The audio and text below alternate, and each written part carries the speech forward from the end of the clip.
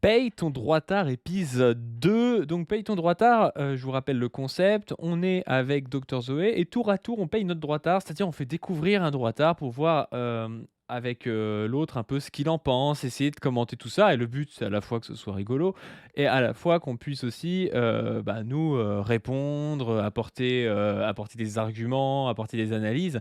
Donc il y a aussi cet intérêt-là. Aujourd'hui, Docteur Zoé paie son droitard. Comment ça va Docteur Zoé?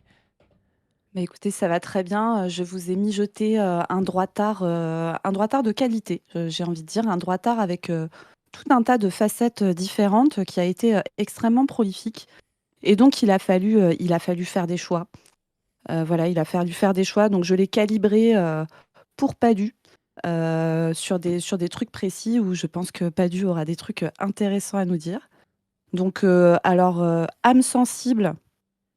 Bon, on va commencer tranquille, mais il va y avoir des petits moments de misogynie un peu costauds, donc si vous aimez pas trop ça, je vous conseille de passer votre chemin sur la fin de la vidéo et encore, sachez que, j'ai pas mis j'aurais pu mettre des trucs bien plus hardcore, donc vous allez voir, on va bien rigoler.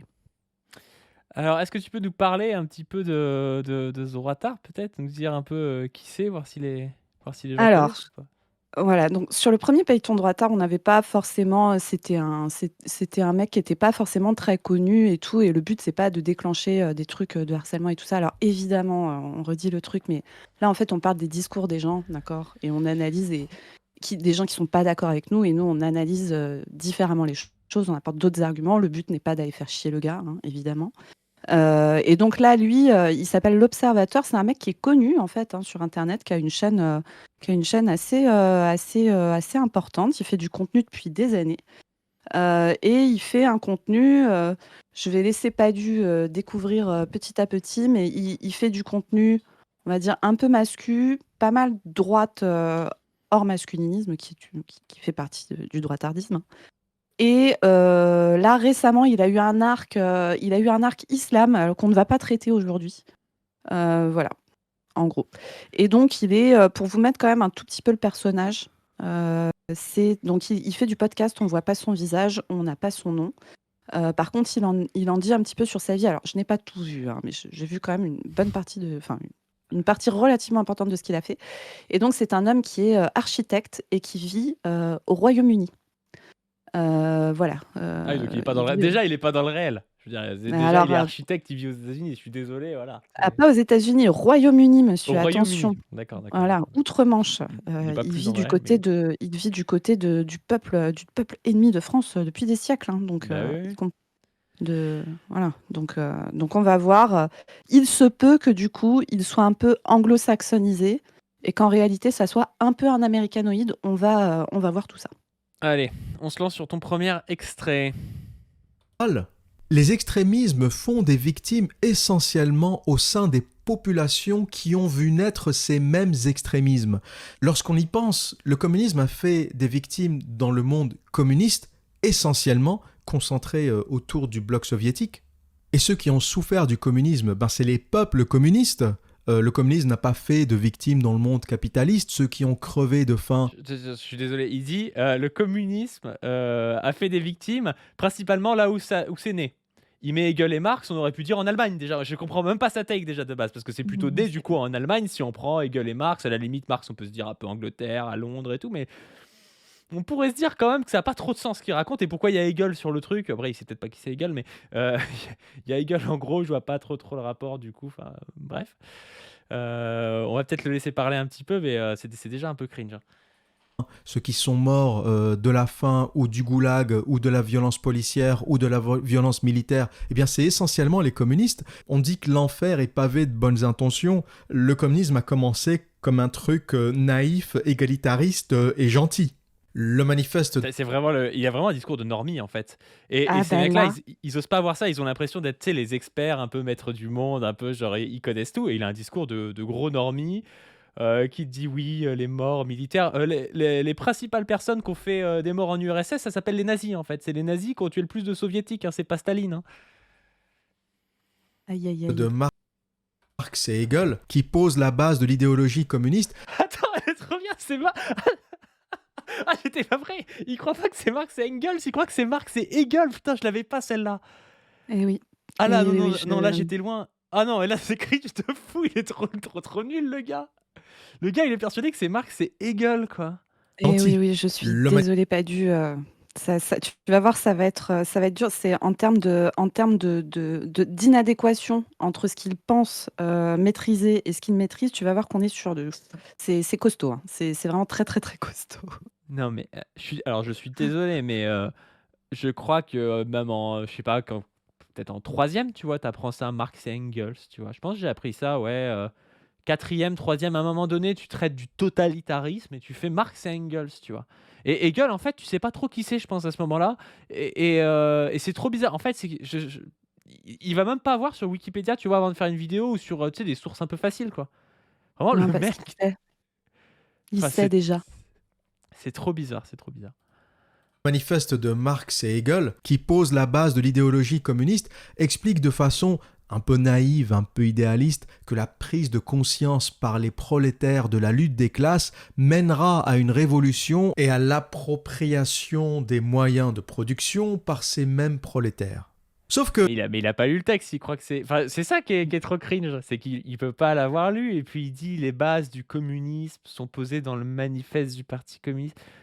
Le manifeste du Parti communiste, c'est pas un texte qui pose particulièrement des bases comme ça du communisme, c'est un texte qui refait une sorte d'histoire de l'Europe, de la lutte des classes, qui critique aussi le socialisme utopique, tu vois, qui critique aussi le socialisme chauvin, des choses comme ça, mais c'est pas particulièrement quelque chose qui te dit, ah bah le communisme, ça doit être comme ça. Enfin, en bref, il l'a pas lu, c'est sûr, de toute façon, s'il croit que c'est égal, il l'a pas lu, mais c'est un peu cringe, quoi.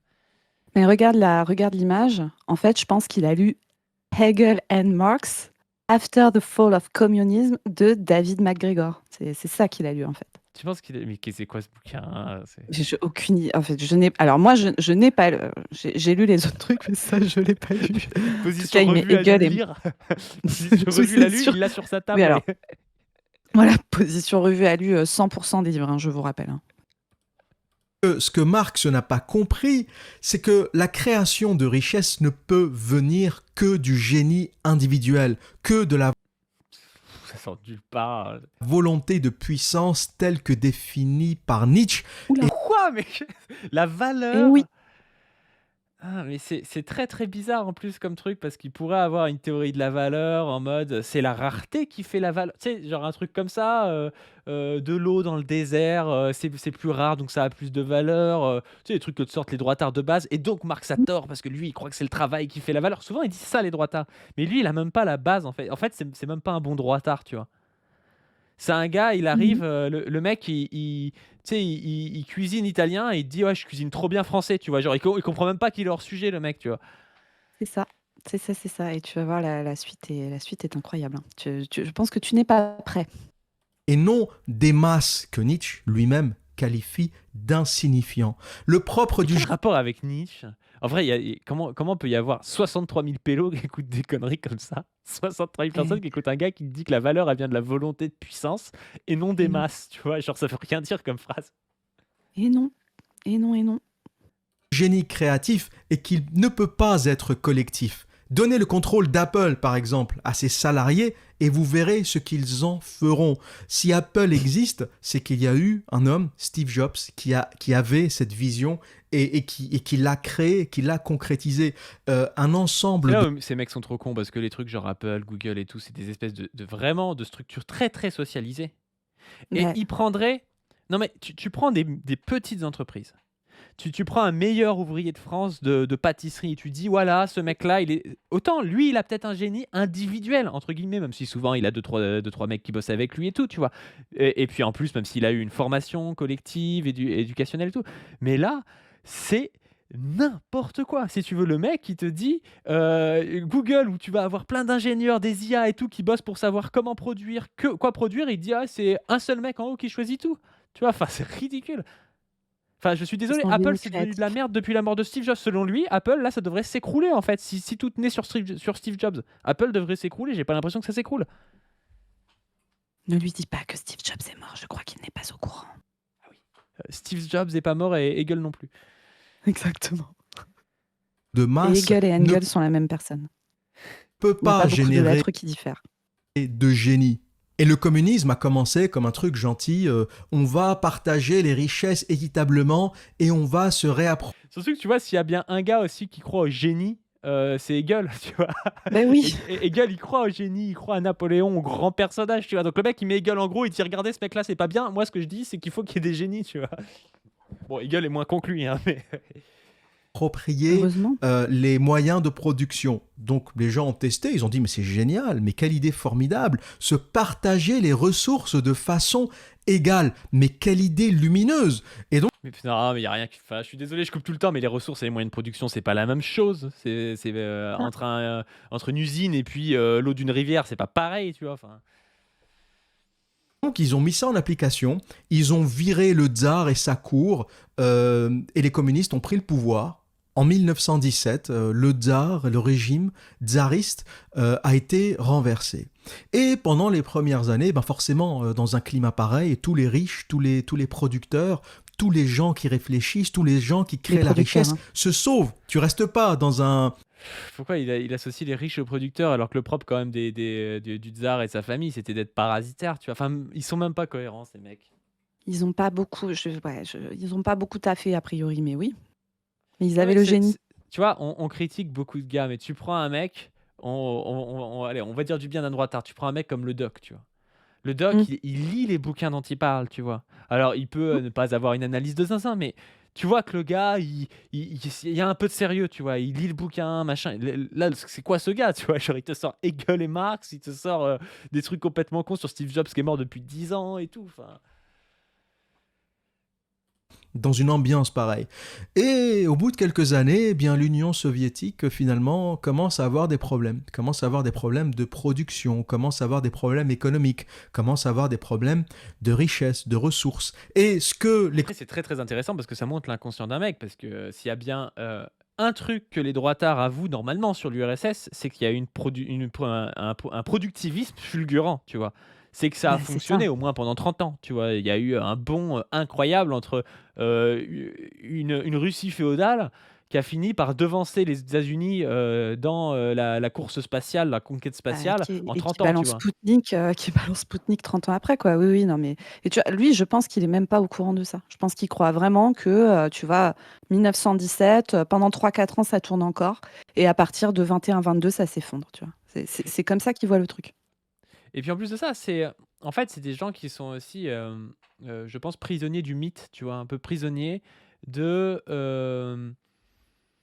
Tu vois, ils voient la Russie, je pense, du côté des histoires, du tsar et tout. Ils se disent, ah ouais, ça Mmh, fonctionnait bien. Oui, quand t'étais dans la famille du tsar, ça fonctionnait pas trop mal, en fait, c'est l'histoire. ça. Sauf que quand t'étais un paysan ou un ouvrier russe, c'était de la merde, tu vois. Et même la bourgeoisie était quand même assez soumise et était obligée de se soumettre un peu aux tsaristes. Enfin bref, c'est pas le souci, tu vois. Mais euh, i- c'est des gens qui font aucune histoire sociale. C'est-à-dire, ils font une histoire des grands hommes et une histoire un peu des histoires de cour. Et c'est pareil, quand ils imaginent le Moyen-Âge, ils disent c'était trop bien, mais mec, il y a 98% de chances qu'au Moyen-Âge, tu finisses dans une famille relativement pauvre, en fait. Parce que la C'est ça. classe élitiste, elle est relativement faible. Et ces gars ne voient jamais ça. Et c'est pour ça qu'ils font de l'histoire de merde. Si tu prends, évidemment qu'il faut mieux vivre, si tu dois être dans n'importe quelle place dans la société, vaut mieux vivre en URSS dans les années 50 que de vivre en Russie dans les années 1910. Par contre, dans les années 1910, si tu tombes dans la famille du tsar, oui, t'es peut-être plus riche que la plupart des soviétiques dans les années 50, tu vois. communistes ont réalisé, c'est que lorsqu'il n'y a plus de riches, il n'y a plus de richesse à se partager. C'est ça ce que la majorité de la gauchasserie ne comprend pas.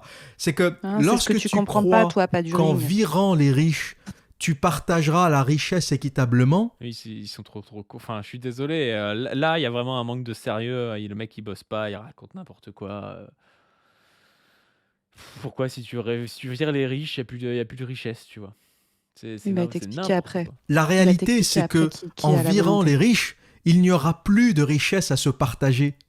Et petit à petit, ce régime qui a commencé avec plein de bonnes intentions, on va tout partager, on va tout faire pareil, eh bien, a commencé à avoir des difficultés pour En nous. fait, c'est des types qui ont la vision vraiment de la propagande, de débile et tout, que tu essaies d'inculquer parfois aux gamins, et encore que tous les profs d'histoire ne font pas, parce qu'il y a des profs d'histoire quand même qui ont de la jugeote et des connaissances historiques, tu vois, mais Genre en 1917, Lénine il s'est dit on va tout faire pareil et tout. Genre, non, il y avait une lutte contre des classes réactionnaires. Et le gars il a fait des pactes avec les Allemands pendant la guerre. Il a fait Brest-Litovsk et tout. Enfin, c'était de la politique pragmatique. Je veux dire, une critique plus correcte de Lénine, ce serait de dire ouais, le mec était trop froid, il était trop dans le calcul politique. C'est pas de dire ah, Mmh. c'était un bisounours. Lénine, c'était tout sauf un bisounours. Je veux dire, faut arrêter d'être con, quoi. Nourrir sa population. Il y a eu quelques révoltes, il y a eu quelques opposants au parti, et ce rêve communiste a commencé à Quelques devenir révoltes, hein. plutôt un cauchemar dictatorial. On a commencé à enfermer les opposants au goulag, on a Alors commencé que sous le à tsar, taper sur tout. c'était vraiment tout le monde avait le droit d'exprimer son point de vue, hein. Tout le Bah, monde, bien hein. sûr. C'était vraiment, la grosse liberté. Ouais, et puis si les bolcheviks ont envoyé des gens en goulag, c'est pas du tout parce qu'eux-mêmes ont été envoyés dans l'équivalent des goulags sous le tsar, c'est-à-dire des camps de travaux forcés en Sibérie, hein. Il n'y avait Mais pas non, du mais tout ces attends. camps-là avant. Et puis d'ailleurs, en Ouh là France, on là, pas n'avait du pas le bagne riz. de Cayenne jusqu'à 1956, hein. Ça n'existe Tu pas. vas vraiment te mettre à parler du taux de mortalité au bagne de Cayenne, pas du ring, mais ça, c'est vraiment de la propagande, bolchevique, attention, hein, c'est très grave, de parler de ça.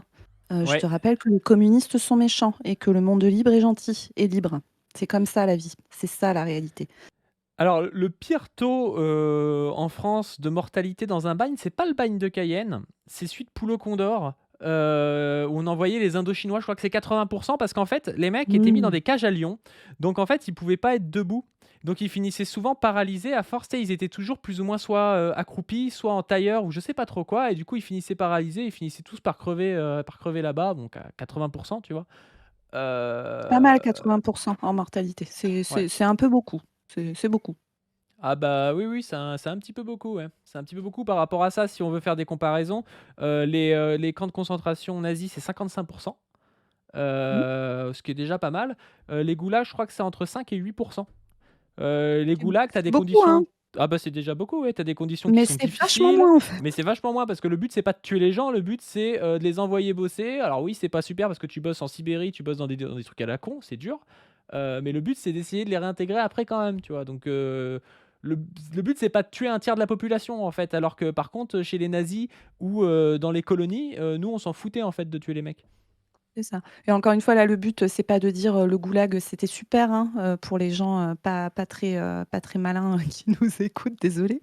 Le but, c'est de rappeler quand même que, là, le discours que le gars tient, là, qui est vraiment, enfin, vous avez compris à quel point le mec ne sait pas de quoi il parle, en fait, parce qu'il y a des droitards qui ont bossé le sujet et qui ont des critiques, bien plus, on va dire, intéressantes et sourcées à faire, que ça. Mais là, le gars répète vraiment la propagande qu'on nous a répétée, mais notamment, moi, quand j'étais gamine, au collège et au lycée, hein, où on m'a expliqué que avant la chute du mur, c'était vraiment, très, très triste, à l'est et tout allait bien à l'ouest et puis après le mur est tombé et c'était la libération, et du coup, il y avait plus les goulags parce que les goulags, c'était vraiment méchant. Quand même rappelez-vous quand même que enfin, dans des périodes parfaitement concomitantes dans les pays, dits libres, il y avait, des choses absolument atroces, voire même plus et qu'on n'en parle pas et donc il faut quand même toujours se rappeler de, pourquoi on choisit de parler de certaines choses et pas d'autres et où se place, la propagande et à quel point, vous avez eu, l'école libre et accès, librement au savoir historique, quand vous étiez au collège et au lycée. Je me rappelle qu'au moment de la chute du mur, au moment de la chute de l'URSS, les indicateurs, principaux d'espérance de vie en bonne santé et cetera en Russie ont chuté brutalement, dans les années qui ont suivi, la chute de l'URSS, hein. Mais attends, là, non, non, c'est même pas ça, parce que là, tu es en train de faire presque de la propagande anti-soviétique, là.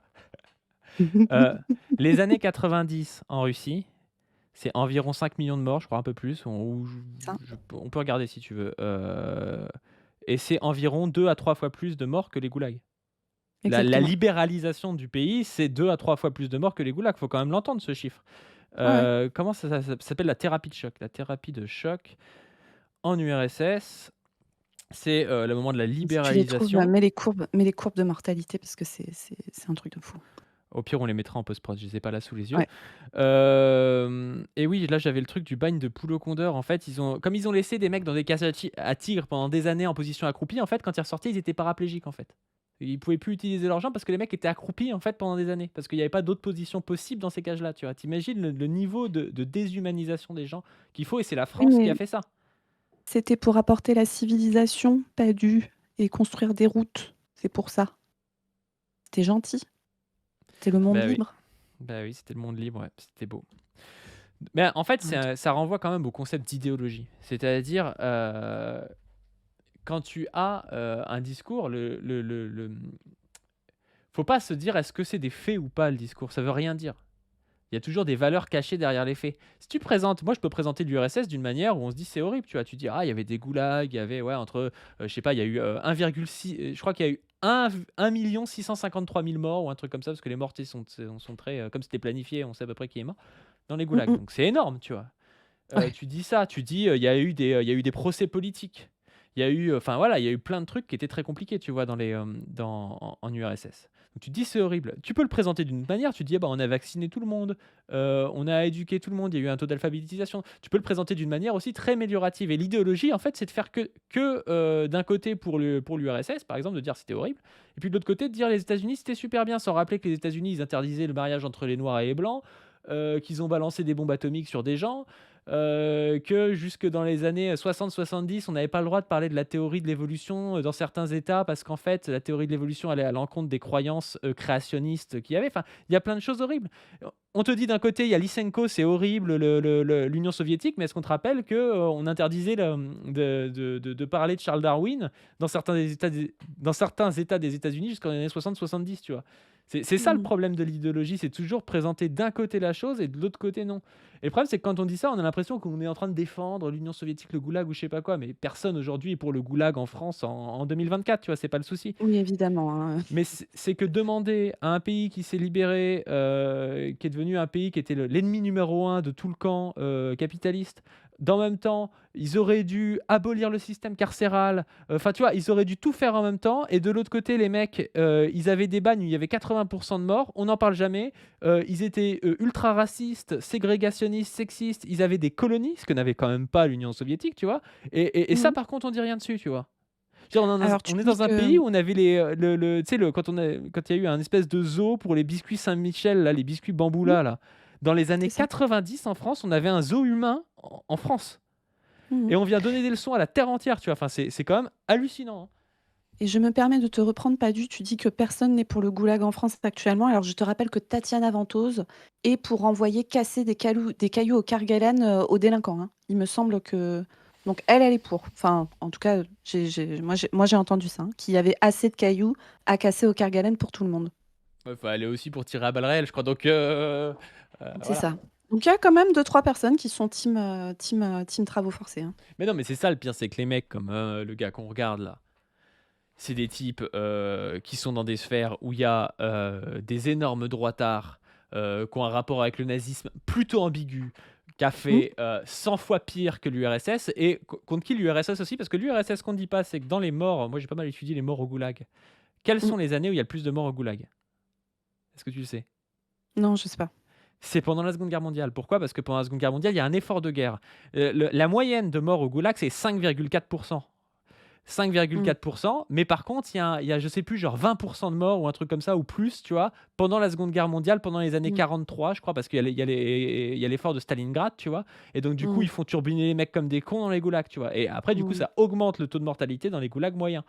Euh, Est-ce que ça a un rapport avec le nazisme quand même, tu vois? C'est-à-dire que la pression constante d'avoir des mecs à côté de toi qui te considèrent comme des esclaves et qui veulent venir te buter, fait que tu as une politique qui est plus autoritaire, qui devient plus brutale contre les ennemis politiques, qui devient même paranoïaque contre certains ennemis politiques en pensant qu'il y a des trotskistes partout et des choses comme ça, tu vois? Ouais. Interpréter l'Union soviétique sans interpréter qu'en face, il y a la montée du nazisme et qu'il y a aussi après les États-Unis qui ont la course à l'arme nucléaire avec Ronald Reagan et tout, et des mecs qui veulent faire péter l'URSS, c'est ne rien comprendre en fait à l'histoire. C'est aussi un Exactement. pays qui s'est toujours construit en réaction à des gens qui lui étaient hostiles et qui voulaient venir raser le pays, quoi. Ouais, ouais. Et alors si tu veux, donc là on a vu, donc là c'était une petite, mise en bouche on va dire, sur ce droitard, l'Observateur, qui vous l'avez vu donc maîtrise extrêmement bien, les sujets dont il parle, particulièrement celui-ci.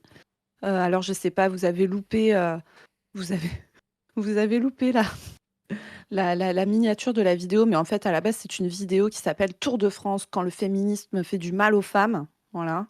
Parce qu'en fait, figurez-vous qu'on a voulu, enlever les vous savez les hôtesses là, les jeunes femmes qui sont aux arrivées des épreuves du Tour de France quand les mecs tournent sur le podium et tout.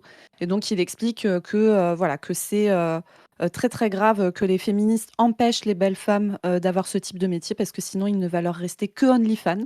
Voilà, ce sont les deux alternatives dans la vie quand on est une femme jolie.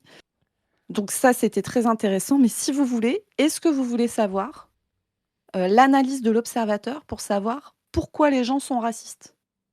Ça vous intéresse? Ça Moi, je veux t'intéresse, savoir, pas ouais. du? Je veux savoir, Allez, ouais. bah, écoute, tu vas avoir, une grande révélation, je pense. Je, Attention.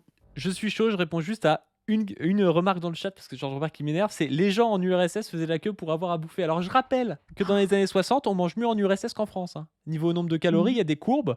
Alors, il y a même un moment donné où c'était des courbes faites par la CIA et la CIA pensait qu'on mangeait mieux en URSS qu'aux États-Unis.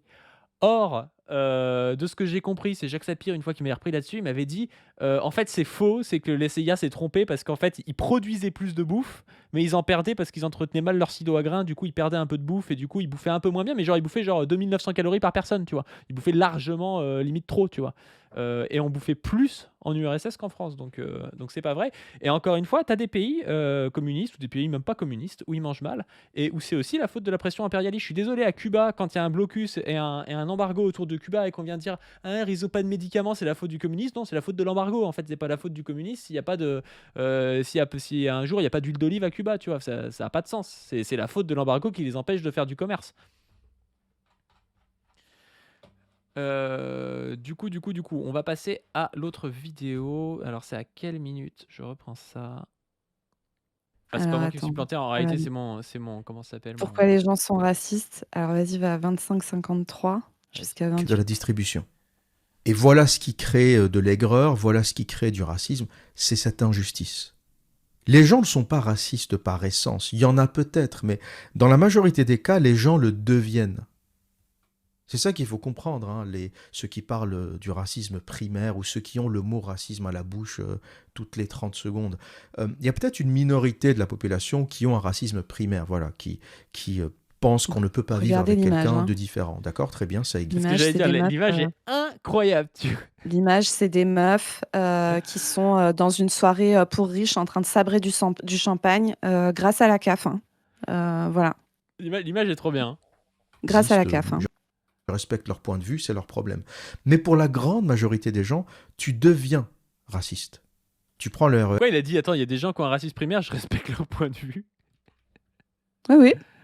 Il a Oui, dit oui. ça. Il y a oui, peut-être bien une sûr, minorité de la après tout, on population a le qui droit. ont un racisme primaire, voilà, qui pensent qu'on ne peut pas vivre avec quelqu'un de différent. D'accord, très bien, ça existe, je respecte leur point de vue, c'est leur problème. Mais pour la grande majorité des gens, tu deviens raciste. Tu prends le Alors, RER, comment? tu te fais agresser une fois, c'est un type d'ethnie particulière qui t'agresse. Bon, tu dis, écoute, ça arrive, tant On rappelle que c'est un mec qui est architecte à Londres, hein. Oui, oui, tout à fait. tu te fais agresser 2 fois, toujours les mêmes gars, les mêmes origines, et en général, c'est pas des Suédois, c'est pas des Norvégiens. Tu prends le RER 3 fois, tu te fais encore agresser. À un moment, tu dis, il y a un truc qui va pas là. C'est les mêmes mecs, à peu près des mêmes régions du monde, qui m'agressent. Il y a un problème. Alors, Si pourquoi c'était donc? les Suédois qui volaient des écouteurs d'iPhone, C'est très très intéressant Pourquoi parce que donc?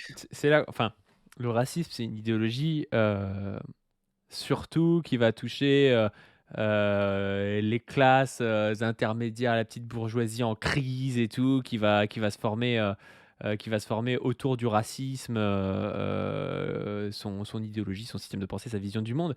Et donc lui, il pense en fait que les gens, par exemple, qui se font le plus agresser, moi je pense que les gens qui sont le plus agressés dans le métro, c'est souvent des gens justement qui sont un peu, qui ont moins de thunes, qui sont parfois même racisés, tu vois. Mmh. Et c'est pas les gens les plus racistes dans la société, tu vois. C'est là où ça marche Mmh pas mh. son truc, c'est que les gens qui se font le plus agresser dans le métro, c'est pas les gens comme lui, c'est pas les gens qui sont architectes à Londres. Et ça, il le voit pas. Et comme lui, je veux pas le diffamer, mais peut-être qu'il aurait des biais un petit peu racistes, on va dire. Et ben lui, il pense que voilà, c'est parce que c'est le réel dans le métro, mais la réalité, c'est que tu peux te faire agresser dans le métro par un noir ou un arabe, ça peut arriver, tu vois. Mais le lendemain, tu vas à la poste et t'es servi par un noir et un arabe parce que t'habites, je sais pas, t'habites en banlieue parisienne, il y a pas mal de noirs et d'arabes dans toutes les tranches de la société, alors plutôt dans les tranches faibles, mais tu vas en voir partout, tu vois. Tu vas pas déduire quand tu vois ton postier qui est noir et arabe que par essence, les noirs et les arabes, ils sont postiers, tu vois, ça n'a pas de sens. Par contre, si tu te fais agresser par un noir ou un arabe, tu devrais en déduire que par essence, les mecs t'agressent, tu vois, ça n'a aucun sens. Et pourquoi donc, ne sont-ce pas, les Suédois et les Norvégiens, hein, pas du ring? Comment tu expliques ça? Je veux Il savoir. y a on veut savoir. Est-ce qu'il y iPhone a un dans gène norvégien qui empêche de voler dans le métro? On a envie de le savoir. RER, je vous garantis qu'on aurait aussi développé un racisme anti-suédois. Sauf qu'il se Bah oui. trouve que, d'une façon générale, les Suédois, les Norvégiens, les Finlandais, les Nordiques n'ont pas de tendance au vol, au crime, à l'agression. D'une Eh oui, façon c'est une Oh question là de là! tendance. Ah. C'est une question de tendance, en Alors je fait, suis désolé de parler des Suédois, je suis pas sûr qu'on ait une grande immigration suédoise en France déjà, donc ça n'a pas de sens si tu veux parler, des différents tu devrais comparer, si tu veux comparer des immigrés entre eux, en France, tu vois? Tu pourrais dire, je sais pas quel type d'immigrés, on a pas mal en France. On a des immigrés nord-africains, on a des immigrés intra-européens, peut-être plus, peut-être même d'Europe de l'Est, on en a pas tant que ça, tu vois? Mais genre ça a pas trop de sens de dire: «Ah les Suédois et les Norvégiens», mais des Suédois et des Norvégiens, il y en a pas en France de toute façon, donc je vois pas trop pourquoi il prend cet exemple-là. Et en plus de ça, bah, le mec te globalement, dit, par essence, les mecs, ils ont pas cette tendance-là, tu vois? c'est leur tendance. Co Ce qui comme si n'a, bien comme si sûr, dans les pays rien à africains et les voir. pays du Moyen-Orient, les gars, Ouais. ils avaient une tendance, il y a beaucoup de vols dans le métro dans ces pays-là, on sait pas pourquoi. Par contre, dans les pays du Nord, s'ils sont pauvres, il y a pas de vol dans le métro, quoi. Et c'est pas du tout une question de niveau socio-économique, hein. Je pense que Ah bah non, hein. les bourgeois algériens, les bourgeois marocains volent aussi dans le métro, bien entendu, hein. Ah bah C'est oui, pas oui. du tout un type de délinquance, de survie, quand tu as pas assez, pour vivre, par ailleurs. Ça n'a probablement rien à voir, mais je pense que c'est une question de tendance, hein, bien entendu. Et donc tu vas voir ensuite, on va avoir, un bel exemple de théorie de la pénurie. Let's go. Et tu vois, si tu te fais opérer par un chirurgien, d'origine maghrébine, faut faire gaffe à ce que tu as dans les poches, hein, parce que le mec, il y a moyen qu'il te vole tes trucs, hein. C'est ça, Ça n'a c'est ça, c'est aucun ça. sens. C'est sa tendance. C'est sa tendance. générale, il y a toujours des Par contre, un type qui est, SDF, héroïnomane, suédois, je veux dire, il y a aucune chance qu'il te vole quelque chose parce que le mec, il est suédois, tu vois? Donc, il y a Ah non, vraiment, c'est pas c'est sa tendance. impossible, tu vois? exceptions, mais C'est pas sa d'une tendance. façon générale, ils n'ont pas cette tendance. Donc tu développes une espèce d'abord de haine, de colère, qui peut ensuite se transformer en racisme. Les Mmh. choses ont toujours des causes. Et donc Mmh. forcément, même si à la base, admettons, t'es pas anti-immigration, hein, je prends un extrême, hein, un gauchiste qui n'est pas anti-immigration, voilà, pour lui, Pourquoi c'est un extrême de pas être anti-immigration? On parle de toi, pas du attention, hein. c'est génial, faut ouvrir les frontières, faut se mélanger. Il se met sur une liste d'attente, il attend 1 an, puis boum, il voit une famille de migrants avec 7 gamins lui passer devant. Il dit ok, c'est pas grave, c'est la priorité, il y a les enfants quand même. Puis il attend 2 ans, puis boum, une autre famille qui lui passe devant. Puis il attend 3 ans, et boum, une autre famille qui lui passe Je rappelle qu'il est architecte à Londres, hein. C'est-à-dire quand Oui, on oui, c'est comprend ça. ça, on a tout compris à son idéologie. C'est-à-dire que le mec, ne dépend absolument pas des aides sociales en France. Il ne vit pas en France, c'est-à-dire qu'il ne vit même pas dans ce pays. Architecte, je pense qu'il gagne bien sa vie. Il t'explique, voilà, toi, qui es au SMIC, et ben, les gens qui te volent ton argent, c'est les gens qui ont moins que le SMIC et qui viennent avec 7 enfants, tu vois?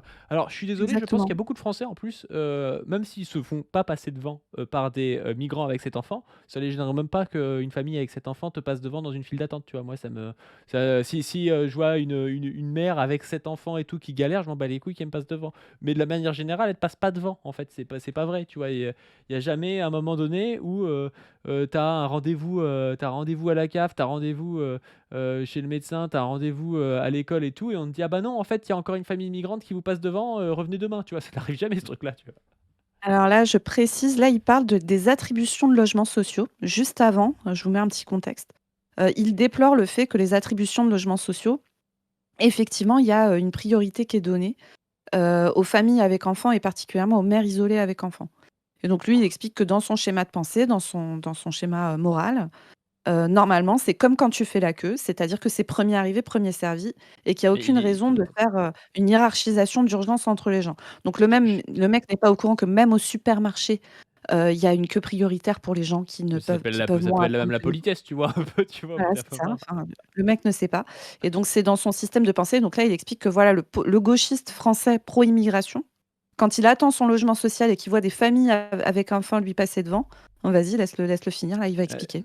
mais juste attends, j'ai juste envie de rajouter un truc, en plus de ça, il est contre les logements sociaux. Il nous a fait, tout un caca nerveux sur le communisme et la volonté de puissance. Donc qu'est-ce qu'il vient nous dire? «Ah, les Français n'ont pas accès aux logements sociaux». Il serait au pouvoir et il abolirait les logements sociaux, le mec, qu'est-ce qu'il nous raconte? Exactement. devant. Ben le mec, je te garantis, il a beau être la plus grosse gauchiasse de la planète, au bout de quelques temps, il va devenir raciste, hein. Je te garantis. Eh En ben, fait, lorsqu'il sera confronté à la réalité, lorsqu'il sera confronté à cette réalité, ben, il va développer une forme d'aigreur qui va même le surprendre. Lorsqu'il sera confronté à voilà. la réalité. Alors, je rappelle que son idéologie, donc libérale, raciste, conservateur, c'est l'idéologie d'Éric Zemmour, et que les gens qui votent Éric Zemmour en France, c'est des riches racistes, hein. Et que les gens Exactement. qui votent Jean-Luc Mélenchon, par contre, ben, ils sont inversement proportionnels au niveau de vie des gens. C'est-à-dire que plus t'es pauvre, plus tu votes Jean-Luc Mélenchon, en gros. Donc, étonnamment, lui, il est là, il dit qu'il lit dans le réel, mais les gens qui ont besoin de logements sociaux en France, ils votent plus Jean-Luc Mélenchon qu'Éric Zemmour. Par contre, les gens qui ont 3 baraques à louer et qui vivent dans le 16e, ils vivent Éric Zemmour. Alors, pour lui, le réel, en fait, c'est les gens qui vivent dans le 16e, quoi, en gros. Mmh. Mais tu sais, c'est vraiment le ressort classique, du discours sur la pénurie, en fait, tu vois? C'est de Mm. dire, «De toute façon, il y en a pas assez pour tout le monde». Jamais, là, dans son mode de pensée, il lui vient à l'idée le fait qu'il y a des millions de logements vides en France, des millions, et que, on pourrait, par exemple, je ne sais pas, les réquisitionner, pour pouvoir, les mettre, sur le marché et loger des gens dedans. Jamais, tu vois, en fait, c'est vraiment ce discours de mise en concurrence des pauvres entre eux, où, le mec dit: «Bah oui, mais bon, il y a quand même, vous vous rendez compte, ces familles migrantes avec 7 enfants, qui passent devant les bons Français qui attendent leurs logements sociaux, c'est vraiment dégueulasse», et cetera. Tu sais, c'est vraiment ce même, avec le gros gars, tu sais, qui a son assiette remplie de Capitaliste, ouais. cookies. C'est ça, le gros capitaliste qui a son assiette remplie de cookies. Tu as un mec avec un cookie dans son assiette et il montre le gars qui a 0 cookie et qui dit: «Eh regarde, lui là, c'est sûr, il veut te voler ton cookie, hein, c'est certain». Mais c'est vraiment ce même-là, et donc c'est leur rhétorique, générale, parce que le mec, bon, tu l'as capté, c'est un libertarien, vénère, hein. Le mec est anti-impôt, le mec pense que, par exemple, les aides sociales, c'est ça qui a tué les relations entre les hommes et les femmes, hein, vraiment. Que maintenant les Je sais femmes pas ont trop, moyen de je comprends pas trop pourquoi les aides sociales ça aurait tué les relations entre les hommes et les femmes. Et Je sais pourquoi il y même a plus de pas. relations entre hommes et femmes. Déjà, tu sais, le constat est bizarre. Tu sais d'où il y a plus de relations entre hommes et femmes. Tu vas voir, on va en parler juste après. Alors attention, juste après, on va parler, des femmes de l'Est, hein. Vous n'êtes pas prêts, je pense. Mais et donc le gars, voilà, sa rhétorique, c'est ça, et ça ne lui vient pas à l'idée, le fait que, pour pallier à ce problème, du gars qui attend son logement social, on pourrait avoir plus de logements social, par exemple. Ça ne lui vient même pas à l'idée. Ou même, je sais pas, avoir des politiques, réelles qui favorisent, heu, l'accès au logement, pour tous, tu vois, à la résidence principale, je sais pas, en faisant, des facilités, de prêts, garantis par l'État, et cetera, et cetera. Ça ne lui vient même pas à l'idée, de réquisitionner des logements et tout ça, hein. C'est pas De du toute tout. façon, quand t'as compris que ces mecs étaient malthusiens, t'as quasiment tout compris, tu vois. C'est Mmh. vraiment ça, c'est des gars qui sont là pour dire que les pauvres, en fait, ben ouais, ben, ils sont pauvres, donc il faut pas qu'ils consomment, et puis il n'y en a pas assez pour tout le monde, et puis faut faire gaffe à ce qu'on a. En fait, c'est le capitalisme, hein, qui les rend comme ça, tu vois, mais ils sont purement malthusiens, et ils sont incapables de voir la réalité au nom de la réalité. C'est-à-dire que la réalité, pour lui, c'est la lutte entre les pauvres pour les aides sociales, tu vois, tout en étant Mmh. lui-même contre les aides sociales, tu vois. Enfin, ça n'a putain d'aucun de sens, quoi. Ça C'est n'a ça, aucun sens, sa pensée. c'est ça. Et donc, Et pour là, on revenir a à la vu, mère célibataire, eh bien, ouais, si tu veux, après c'est Ah moins, oui, bah, c'est celui qu'on a vu. Ah non, c'est ah si, c'est celui qu'on a vu, ouais, je crois. c'est ça. Ouais, en fait, je t'ai pas mis, alors je sais pas, on pourra peut-être, faire un petit cut, Ouais, en fait, je t'avais pas mis le bon extrait. Je voulais mettre l'extrait qui était juste avant celui que tu as écouté, du coup, parce que toi, tu avais démarré à ouais. 25,53, alors que moi, je vais mettre, de 24,09 à 25,55 sur «Il n'y a pas de racisme». Donc là, on va découvrir, donc là, on est dans une autre vidéo. On est dans une vidéo qui nous explique, le danger des idéologies collectives, hein, parce que vraiment, ce serait très, très, très dangereux. On risquerait, par exemple, d'avoir accès à des logements sociaux. On risquerait de ne pas attendre pendant 5 ans un logement social. Donc c'est vraiment très, très dangereux, les idéologies collectives, et il va nous expliquer maintenant que, il y a pas de racisme, car on est dans des pays où on peut porter plainte. Vous n'êtes pas prêts? Allez, let's go. c'est toi qui vas défendre l'afro-américain. Vous avez compris la bêtise de la chose. Non seulement il confisque à ces minorités le droit de se défendre elles-mêmes, parce que si tous ces petits blancs à col blanc, c'est white knight, c'est social justice warrior, Oh là là! ne me reprochez pas mes anglicismes, mais c'est tellement évident en anglais tous ces mots. Qui ne connaît pas le social justice warrior? pour franciser la chose. C'est le gars qui s'improvise défenseur de la veuve et l'orphelin, qui monte au créneau sur Internet dans les Donc là, il universités, critique, qui veut critique qu'on qui veut pourrait, défendre tout le monde. Si tout Ouais. critique, tu vois, critique PDH.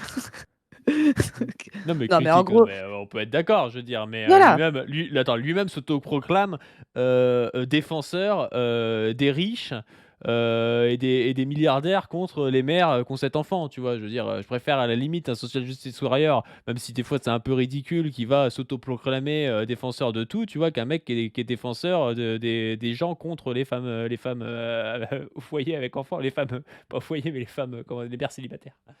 exactement. Donc je vous fais quand même le contexte de cette vidéo. Donc cette vidéo là, il est en train de citer un manifeste publié par un mec qui s'appelait Kadinsky, qui a été publié dans les années 90. Et ce mec, son nom vous dit peut-être quelque chose, car c'est le mec qui a été surnommé Unabomber aux États-Unis et qui a terrorisé le pays pendant des années en envoyant des colis piégés avec des explosifs à différents types de personnes parce qu'il voulait qu'on publie son manifeste pour alerter sur la décadence de la société américaine à cause des gauchistes. Et donc, l'Observateur trouve que ce texte est un des textes les plus importants politiques jamais publiés. Et donc, il fait une Déjà, le vidéo où niveau de il reprend. zinzinerie, tu vois, hein. Non, mais- Non, mais les tu vois, mecs, nous ont cassé les couilles pendant 2 ans parce que Wissam, enfin PDH avait invité Jean-Marc Rouillant, tu vois? Et le c'est mec, ça. tu un mec qui envoie des colis piégés, à des randoms pour montrer son manifeste raciste, tu Il vois? a tué des gens, hein. Il a tué des gens, hein. Il a tué des gens, blessé des gens très gravement, etc., etc. Et donc, il a fini par Ah mais c'est publier le ce camp du bien. manifeste que C'est ça que tu c'est comprends pas, ça, c'est que l'observateur, il est dans le camp du bien, en fait, donc il a le c'est droit, ça. en fait, il a le droit de lire des mecs qui ont tué des gens parce que lui, il est dans le camp du bien. Le camp du bien, c'est celui qui veut enlever la sucette du 7e enfant de la mère avec 7 enfants parce que c'est une ivoirienne, en fait, et comme c'est une ivoirienne, le gamin n'a pas le droit de la sucette parce que sinon ça peut enlever la sucette du gamin, du SDF blanc, tu vois? C'est ça, exactement. Parce que il est conscient, lui, des vrais problèmes de la société, de sa place, depuis sa place d'architecte londonien. Et donc là, il vient, donc il lit ce texte en disant que c'est incroyable. Alors au tout début, on va quand même lui rendre justice à l'Observateur. Au tout début, il dit que ce texte est incroyable, c'est un manifeste magnifique, etc., etc. Mais par contre, quand même, buter des gens à la bombe au hasard, c'est pas ouf. Il se permet quand même cette petite prudence dans le discours. Donc merci à lui, merci beaucoup l'Observateur. Et donc vous allez voir, là, il va. Il Donc sépare là, il est l'homme de en train l'artiste. d'expliquer. Il sépare l'homme de l'artiste, exactement. Exactement. Il a un avis Polanski sur Kandinsky. Et donc du coup, là, il est en train de nous parler donc des gauchistes. Alors, il parle, en gros, il explique qu'il y a des hommes blancs, universitaires, riches, etc., qui jamais ne passent de temps avec des Afro-Américains, mais qui s'approprient leur lutte et parlent à leur place.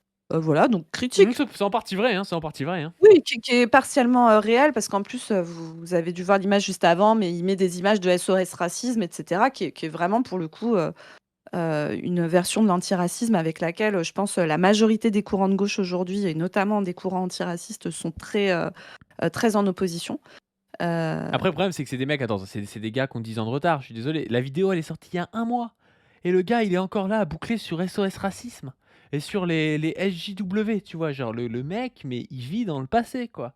Je suis désolé, aujourd'hui, les mouvements de gauche essaient quand même d'être moins paternalistes et tout que dans les années 80, tu vois. Alors, peut-être qu'il y a encore des problématiques, et c'est vrai que les mouvements de gauche sont encore particulièrement blancs, ou parfois, tu sais, vont arriver à te placer quelqu'un issu d'une minorité pour faire du washing et tout, mais reste contrôlé au poste clé par des hommes blancs. Ça, c'est une réalité quand même, tu vois. Mais euh, dire que aujourd'hui Harlem Désir, c'est ce que veulent les gauchistes, tu vois, c'est pas vrai, tu vois. Personne n'est fan des SOS Racisme à gauche. Vraiment, c'est pas vrai. Enfin, à la limite, je pense que peut-être Raphaël Enthoven, Caroline Fourest, tout le printemps républicain est plus fan des SOS Racisme que la gauche actuelle.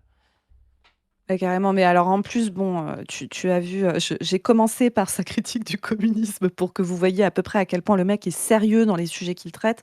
Mais donc là, vous imaginez bien qu'en fait, le gars, il a vraiment, déjà, il a vraiment une vision complètement américanisée des choses. Alors, c'est peut-être lié aussi au fait qu'il vit dans un pays anglo-saxon, hein. Mais il a une vision complètement américanisée des choses, et il fait effectivement une critique qui est enfin, à mon sens, anachronique, en tout cas, par rapport aux forces de gauche actuellement, enfin, qui sont, on va dire, les forces de gauche dominantes actuellement en France, quoi.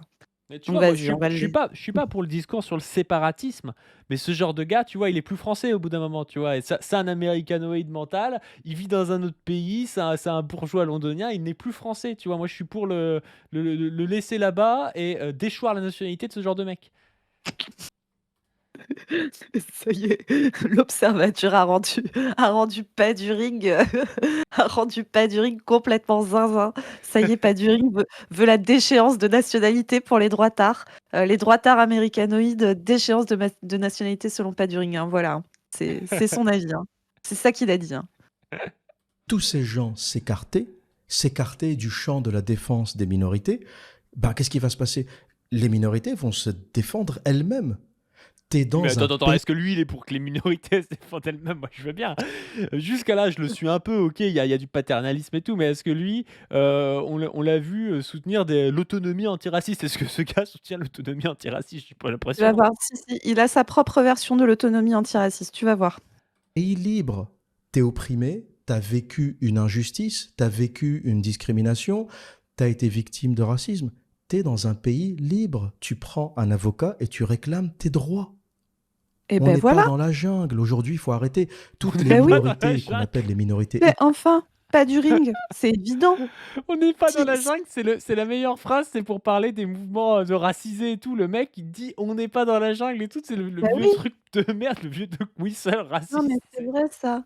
C'est vrai ça, je veux dire, il y a tout un tas de mecs qui sont là, ils montent des collectifs, des assos, etc., etc. Ils font des manifs et tout ça, alors qu'il suffit de prendre un avocat, putain. Mais sérieux, les gars, vous faites pas d'efforts aussi, on est dans un pays libre. Tout le monde est libre.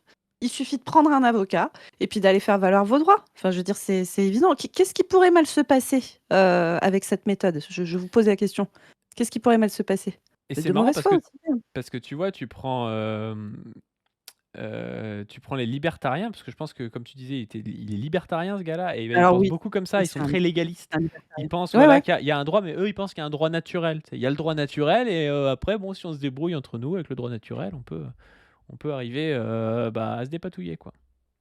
C'est ça, exactement. Et donc, il a vraiment une vision de, bah voilà, on est dans une société non raciste, le pays est libre, prends un avocat et porte plainte. Et c'est comme ça. Alors, est-ce qu'il va falloir qu'on lui explique, attends, vas-y, il va parler du système, il va reconnaître un peu que le système judiciaire est pas ouf juste après. Ouais, mais tu vois. Oh, voilà, donc tu nous forces à react à un truc alors que le mec est basé en fait. ethniques vivent aux États-Unis, en Suède, en France, au Danemark, en Allemagne, en Angleterre, des pays hyper développés, hyper libres, avec un système judiciaire qui fonctionne, qui a ses failles, mais qui fonctionne d'une manière générale. Faut arrêter de déconner. Je préfère largement passer en justice en Angleterre ou en France que de le faire en Iran ou en Arabie Saoudite. J'ai beaucoup plus confiance en un juge européen qu'en un juge saoudien ou yéménite. Faut être réaliste. Donc notre Mmh. justice n'est pas parfaite, mais elle est beaucoup mieux que beaucoup d'autres justices. Donc si Voilà, donc donc Ouais, tu peux des arrêter. vieux, tu sais, c'est comme les gars qui disaient ouais, mais pourquoi t'es féministe en Iran, on te forcerait à mettre le voile, pourquoi tu viens nous faire chier avec la culture du viol, tu vois, c'est vraiment, tu sais, les espèces de comparaisons sophistiques de merde où on te dit ah, ça pourrait être pire, il y a 200 ans c'était pire, peut-être, tu vois, d'accord, puis c'est peut-être pas le même problème, c'est pas la même société aussi, tu vois, enfin, c'est vraiment foireux, hein.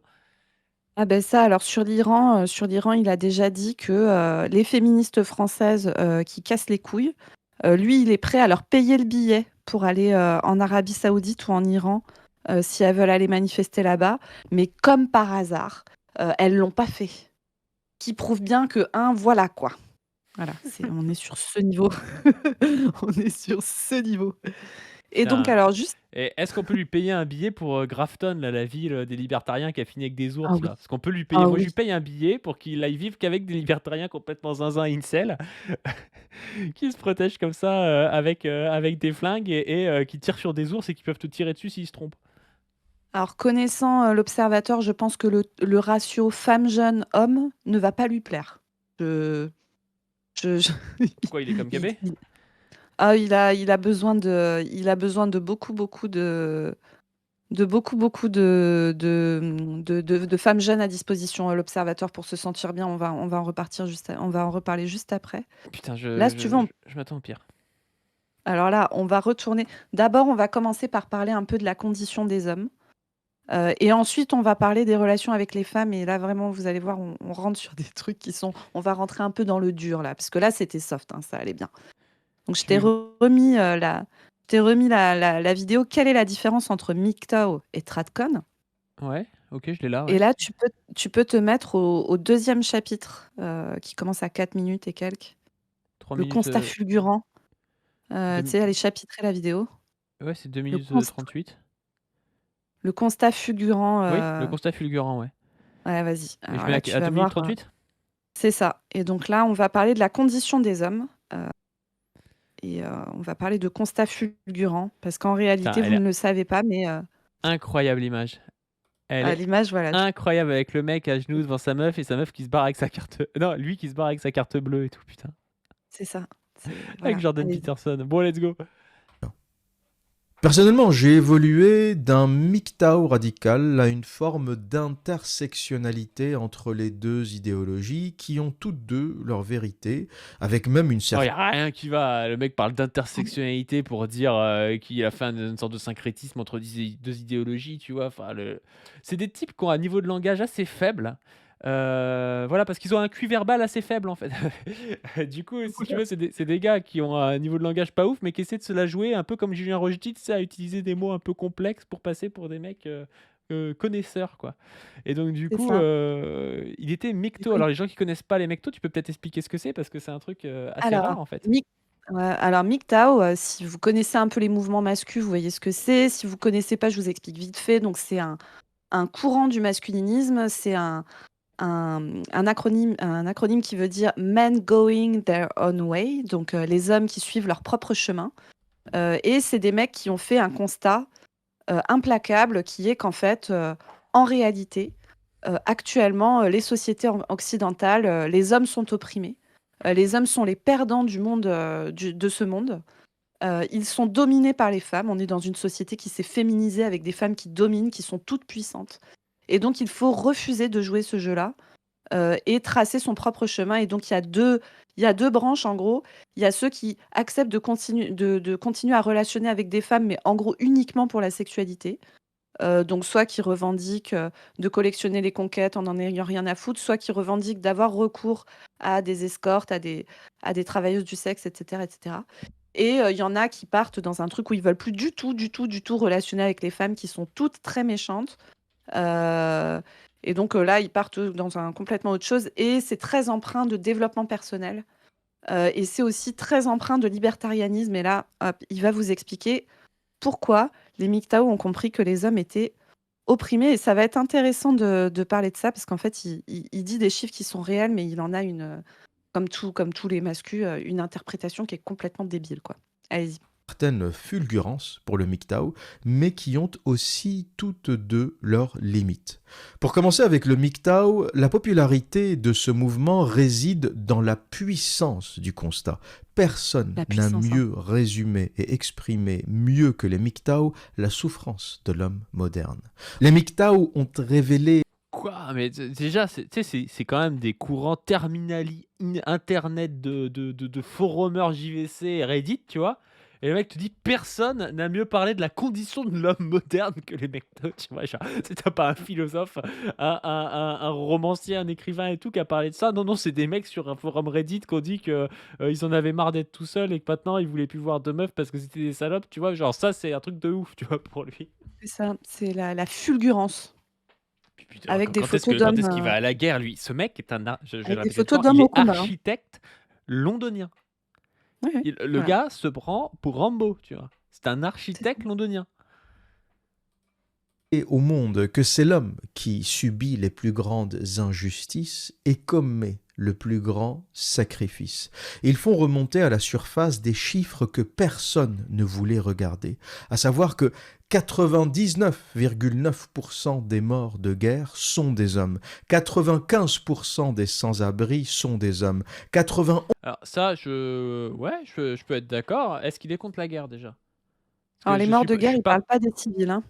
Les morts de guerre, ils parlent pas des civils, hein, ils parlent des soldats tués à la guerre, Ouais. des militaires tués à la guerre. Parce que Bien dans sûr, bien dans sûr, bien sûr, mais dans est-ce les que lui, victimes il est contre civiles, la c'est guerre? Je sais très pas, peu vu quand son même. discours, je pense qu'il doit parler de volonté de puissance, de je sais pas quoi et tu peux faire C'est le ça. même, tu dis, 99,9 % des viols de guerre sont faits sur des femmes. Bah oui, oui, oui, d'accord, oui, il y a des différences hommes-femmes, par rapport au truc de domination, oui, c'est sûr, c'est sûr, ça veut pas dire que les femmes ou les hommes, c'est pire, tu vois? Enfin, c'est vraiment, tu sais, des raisonnements à partir de données partielles, sans aucune analyse de la totalité. C'est pour ça qu'il déteste Hegel parce qu'il déteste la totalité, hein, je le vois dans son inconscient et donc du coup, il fait pas d'analyse totale et puis il prend des chiffres, encore une fois, c'est comme je te disais avec l'idéologie, tu peux tout prouver à partir de deux trois chiffres, tu vois? Tu peux Ça, dire, alors je «Les plus grandes victimes du monde, c'est les enfants, parce que les enfants je sais pas quoi», tu vois? Enfin, c'est débile, tu vois? Oui, tu peux prendre des chiffres qui montrent qu'il y a des trucs horribles sur les enfants, tout comme il y a des trucs horribles sur les femmes, les hommes, sur tout ce que tu veux, tu vois? C'est ça. Alors je te rappelle, Padurin qui ne déteste pas Hegel, il ne sait pas qui c'est. Donc il ne peut pas le détester, techniquement. Mais oui. Mais si, il le déteste, tu sais, il le déteste parce qu'il le prend pour Engels. Tu sais, c'est comme C'est les ça. gens, tu sais, qui détestent un mec parce que, ils sont persuadés que c'est une autre personne, tu vois? C'est ça. C'est ça, c'est ça. Les gens qui détestent Michael Zemmour parce qu'ils le confondent avec Éric Zemmour, quoi. C'est même délire, en fait. Exactement, exactement. Et donc là, quand même, le culot, hein, le libertarien qui nous met, les images des accidents graves et des morts au travail, hein. On va en parler juste après, mais le culot, hein.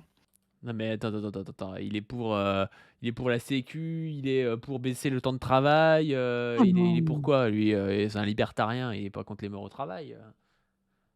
Ah, il trouve que c'est 11% pas des bien les morts au travail. Tu vas voir. décès au Uniquement pour dire que c'est travail net. sont des hommes. 75% des morts par suicide sont des hommes. 80% des ouvriers. Mais puis ça veut rien dire, il y a plus d'hommes qui meurent par suicide, il y a plus de femmes qui font des tentatives de suicide. Je veux dire, qu'est-ce que t'en déduis? Tu sais, c'est vraiment des chiffres, tu vois? Genre, tu pourrais dire: «Ah bah, les femmes, elles sont moins bien, elles sont plus tristes parce qu'elles font plus de tentatives de suicide» et puis tu peux dire: «Ah, les hommes, ils sont plus tristes parce qu'ils se suicident plus, enfin, ils ont plus de suicides, qui aboutissent», tu vois? Enfin, ça n'a, c'est nul, tu vois? De prendre juste un des 2 chiffres et puis d'en parler, tu vois?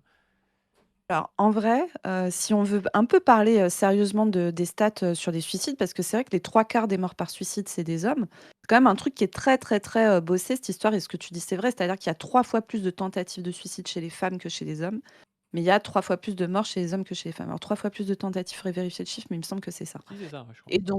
Et donc les mascus, eux, l'interprétation qu'ils font de ce chiffre, c'est en fait les femmes, elles font semblant de se suicider, mais c'est pas vrai en fait, elles font semblant. Alors, en réalité, c'est quand même un truc qui est extrêmement bossé, en littérature scientifique, le suicide. Ce qu'on montre quand même, c'est que les méthodes utilisées par les hommes sont en général des méthodes qui sont plus radicales. Alors je ne vais pas lister ici, quelles sont les méthodes, les plus radicales, mais il y a des méthodes qui, sont plus, comment dire? Létales que d'autres et qui sont, des méthodes plus majoritairement utilisées par des hommes pour plein de raisons. On sait qu'un des facteurs de risque de suicide, un des facteurs de risque principaux, c'est l'impulsivité notamment. On sait aussi que c'est compliqué, d'aller, que les hommes vont en général moins consulter en santé mentale que les femmes et donc ils vont, avoir un état qui se dégrade, qui se dégrade, qui se dégrade sans qu'on puisse en parler. Moi, c'est un truc que je vois beaucoup, dans mon secteur car je travaille en zone rurale et donc on est, face au suicide et notamment face aux problématiques de suicide d'agriculteurs qui sont une profession qui se suicide énormément en France comme, chacun le sait, je pense. Et en fait, c'est malheureusement quand ça arrive, parce que ça arrive aussi chez nous parfois malheureusement, ce qui est très dur, c'est qu'en fait on a du mal à voir le truc venir. C'est-à-dire qu'on a beau, il y a beau y avoir tout un tas de trucs de prévention, notamment faits par la MSA, qui est la sécu des agriculteurs et tout. En fait, on a du mal à aller dépister les mecs avant qu'ils aient envie de mettre fin à leur jour et malheureusement ils y vont, avant qu'on arrive à les choper. Il y a aussi plein d'études qui montrent que toutes les injonctions à la masculinité font que, en cas de crise, par exemple de mise au chômage et cetera. Alors les femmes le vivent pas moins bien mieux que les hommes, hein. Mais par contre les hommes ont une Non manière mais de le attends, attends, les vivre femmes, elles ont OnlyFans aussi, donc tu vois, elles ont toujours ouais, un moyen de c'est ça. Elles ont un moyen de OnlyFans, c'est vraiment subsistance dans le en truc fait. bingo droitard que tu peux toujours ressortir dans le bingo à sel, ça marche toujours. Genre, tu sais, c'est comme si toutes les meufs elles passaient leur vie sur OnlyFans.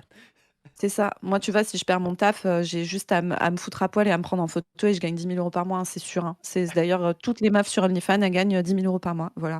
D'ailleurs, je vous dis que je suis médecin, mais en réalité, voilà, tout le monde le sait, hein. Mais du coup, ouais, non, mais tu raison de pointer la masculinité parce que tu vois, quand tu dis l'impulsivité, évidemment que la masculinité, ça joue aussi sur l'impulsivité, ça joue aussi sur le fait de ne pas consulter, ça joue sur peut-être des méthodes plus violentes, des choses comme ça, tu vois. Alors que, C'est ça. bah, du coup, on peut dire que les hommes sont victimes de la masculinité hein, en soi. Mais tu vois, lui, il ne le dit pas dans ce sens-là. Il dit, ah, c'est pire d'être un homme. Non, c'est pas vraiment ça, tu vois. Enfin. Et puis En encore une fait, fois, quand tu tu vois vois 3 fois plus de tentatives de suicide chez les femmes, tu pourrais dire, bah, il y a peut-être plus de détresse psychologique chez les femmes, du coup, s'il y a plus de tentatives de suicide. Mais encore une fois, c'est un peu parcellaire, tu vois, de dire ça. Et aussi, on sait aussi qu'il y a des traumatismes qui sont des gros facteurs de risque de tentatives de suicide. Et évidemment, les femmes, elles ont plus de traumatismes, étant donné qu'il y a beaucoup plus d'agressions sexuelles chez les femmes, tu vois. Donc, tout ça, c'est complexe, et réduire ça à une guéguerre homme-femme, c'est complètement con, tu vois. ouais et puis faire une espèce de compète, tu sais? Ouais, tu le mec En qui fait, fait tier list des risques, des risques au travail et tout, merci, tu vois? mais parce que le gars croit que quand tu vois, il y a des luttes féministes qui parlent, par exemple, du taux, de féminicide, du fait qu'il y a, 5 fois plus de femmes qui sont tuées par leur conjoint que l'inverse, c'est-à-dire de femmes qui tuent leur conjoint, que quand on parle du fait, du taux, énorme de femmes qui ont subi de la violence sexuelle très grave dans leur vie et cetera, qui est, moins fort chez les hommes, bien que les hommes subissent aussi de la violence sexuelle, particulièrement dans l'enfance. C'est vraiment le moment où les hommes sont les plus à risque de subir de la violence sexuelle gravissime, très, très, très marquée sur l'enfance. Et dans l'immense majorité des cas, ils sont victimes d'hommes, même si les femmes peuvent aussi être des agresseuses hein, parfois. Et eux, ils comprennent pas que quand on dit ça, c'est pas pour dire les femmes souffrent plus, gna gna gna, c'est nous qui avons gagné la compète de la souffrance. C'est pas ça le but. En fait, le but, c'est d'essayer de montrer qu'il y a un système de domination qui est organisé au sein de la société et qu'on a envie de renverser. Et là, le gars répond, du coup, ah ben non, il y a aussi des souffrances masculines. Alors, c'est pas lui, hein, c'est vraiment un argumentaire masculin extrêmement classique, là, que vous voyez affiché à l'écran. Les accidents du travail, par exemple. Donc, les morts au travail, c'est 90% d'hommes, hein. C'est extrêmement marqué du côté des hommes parce que ça touche énormément de métiers qui sont en grande majorité masculins. Les métiers qui sont très à risque d'accidents du travail graves. Alors, contrairement à ce qu'on pense, c'est pas forcément les policiers, etc. C'est plutôt des métiers comme ceux qui travaillent dans les scieries, par exemple, les métiers du bâtiment où il y a des chutes depuis des échafaudages, tous les métiers d'industrie où on travaille avec des grosses machines dans lesquelles, quand on se blesse, enfin, tu vois, on peut l'agriculture aussi, hein, les métiers, ouvriers agricoles et cetera, qui sont très pourvoyeurs d'accidents du travail, gravissimes. Tout ça, c'est des métiers qui sont fortement masculinisés et une fois que tu as regardé ce chiffre-là, est-ce que 90 des hommes meurent au travail parce qu'il y a un système de domination, des femmes sur les hommes? Vraie question, amis libertariens. Qu'est-ce qui se passe à ton avis? Qu'est-ce qu'on pourrait faire, pour faire baisser le nombre de morts au travail, en France? En France, il y a, 1 personne qui meurt chaque jour au travail, voire même un petit peu plus. Je crois qu'on est Voilà, on chaque est, jour. on est dans le record d'Europe, hein, des accidents au travail, hein. On est dans le record d'Europe des morts au travail. Alors après, si tu veux, c'est un peu compliqué de faire des comparaisons. Alors la France, et en plus ça a augmenté, ces dernières années. Si on est vraiment honnête, c'est compliqué de faire des comparaisons parce qu'en fait, par exemple, en France, on compte dans les morts au travail, les morts sur le trajet. Si tu te tues dans un accident de voiture en allant ou en revenant du boulot, c'est compté comme une mort au travail, ce qui est normal, hein, Ce qui est bien normal, entendu, ouais. parce que tu t'es Non, mais toi, tu déplacé as dit pour que aller j'étais pas travailler. normal, donc voilà, comme, je te reprends quand même. Mais Toi, en tu as tout dit: cas, il «Faut y a arrêter certains ça». pays. Non, pas du tout. J'ai dit qu'il y a des pays européens qui comptent pas pareil et donc la comparaison des chiffres est pas aussi simple que ça à faire. Néanmoins, il y a beaucoup de gens qui meurent au travail en France et il y a des enquêtes qui sont faites sur les morts au travail, hein. Des enquêtes qui sont faites notamment par l'inspection du travail que je pense l'Observateur, notre ami, libertarien doit adorer, hein. Vraiment, ça doit être sa passion. C'est des gens dont le boulot, c'est de faire respecter le code du travail et tout ça. Toi, vraiment, l'Observateur, il doit aimer ça, si fort et et du coup, qui montre qu'il y a plein de fois où il y aurait des choses qui seraient, évitables et cetera. Mais en fait, quand tu es dans des entreprises qui font passer à tout prix la rentabilité et pas forcément, le bien-être des travailleurs, l'intérêt des travailleurs avant tout et cetera, que les travailleurs ne sont pas, décideurs de leur outil de travail, que, c'est pas eux qui, ou alors très peu, qui participent très peu aux décisions, aux décisions de comment ils organisent leur métier, etc., alors que c'est eux qui connaissent leur poste et tout ça. Mais ça favorise la survenue d'accidents du travail graves. Et évidemment, l'observateur ne va pas le présenter comme ça, et tous les autres masculins, hein. Ils vont balancer le chiffre comme ça, sans comprendre que, en fait, on n'est pas en train de faire la compète de la victime. Là, c'est pas ça le but. Le but, c'est de comprendre quels sont les rapports de force dans la société qui entraînent des choses graves pour la vie des gens. Ici, on parle des morts au travail.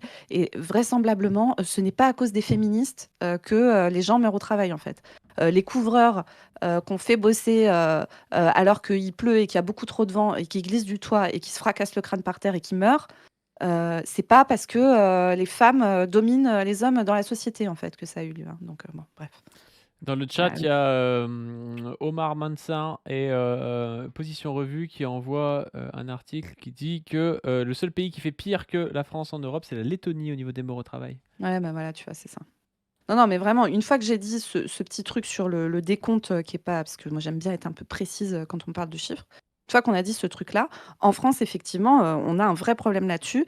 Et il y a des facteurs de risque. Par exemple, Emmanuel Macron, là, toute la politique macroniste tend à aller favoriser l'apprentissage, c'est-à-dire remettre le travail des enfants, hein. Je vous rappelle que c'est quand même ça, envoyer des gamins tout jeunes, des tout jeunes gamins de 13, 14, 15 ans sur des lieux de travail. On sait que ça, par exemple, c'est un facteur de risque d'accident de travail grave. Je connais des youtubeurs pour Les... qui à 13, 14, 15 ans, c'est plus des enfants, mais des petits bouts de femmes, hein.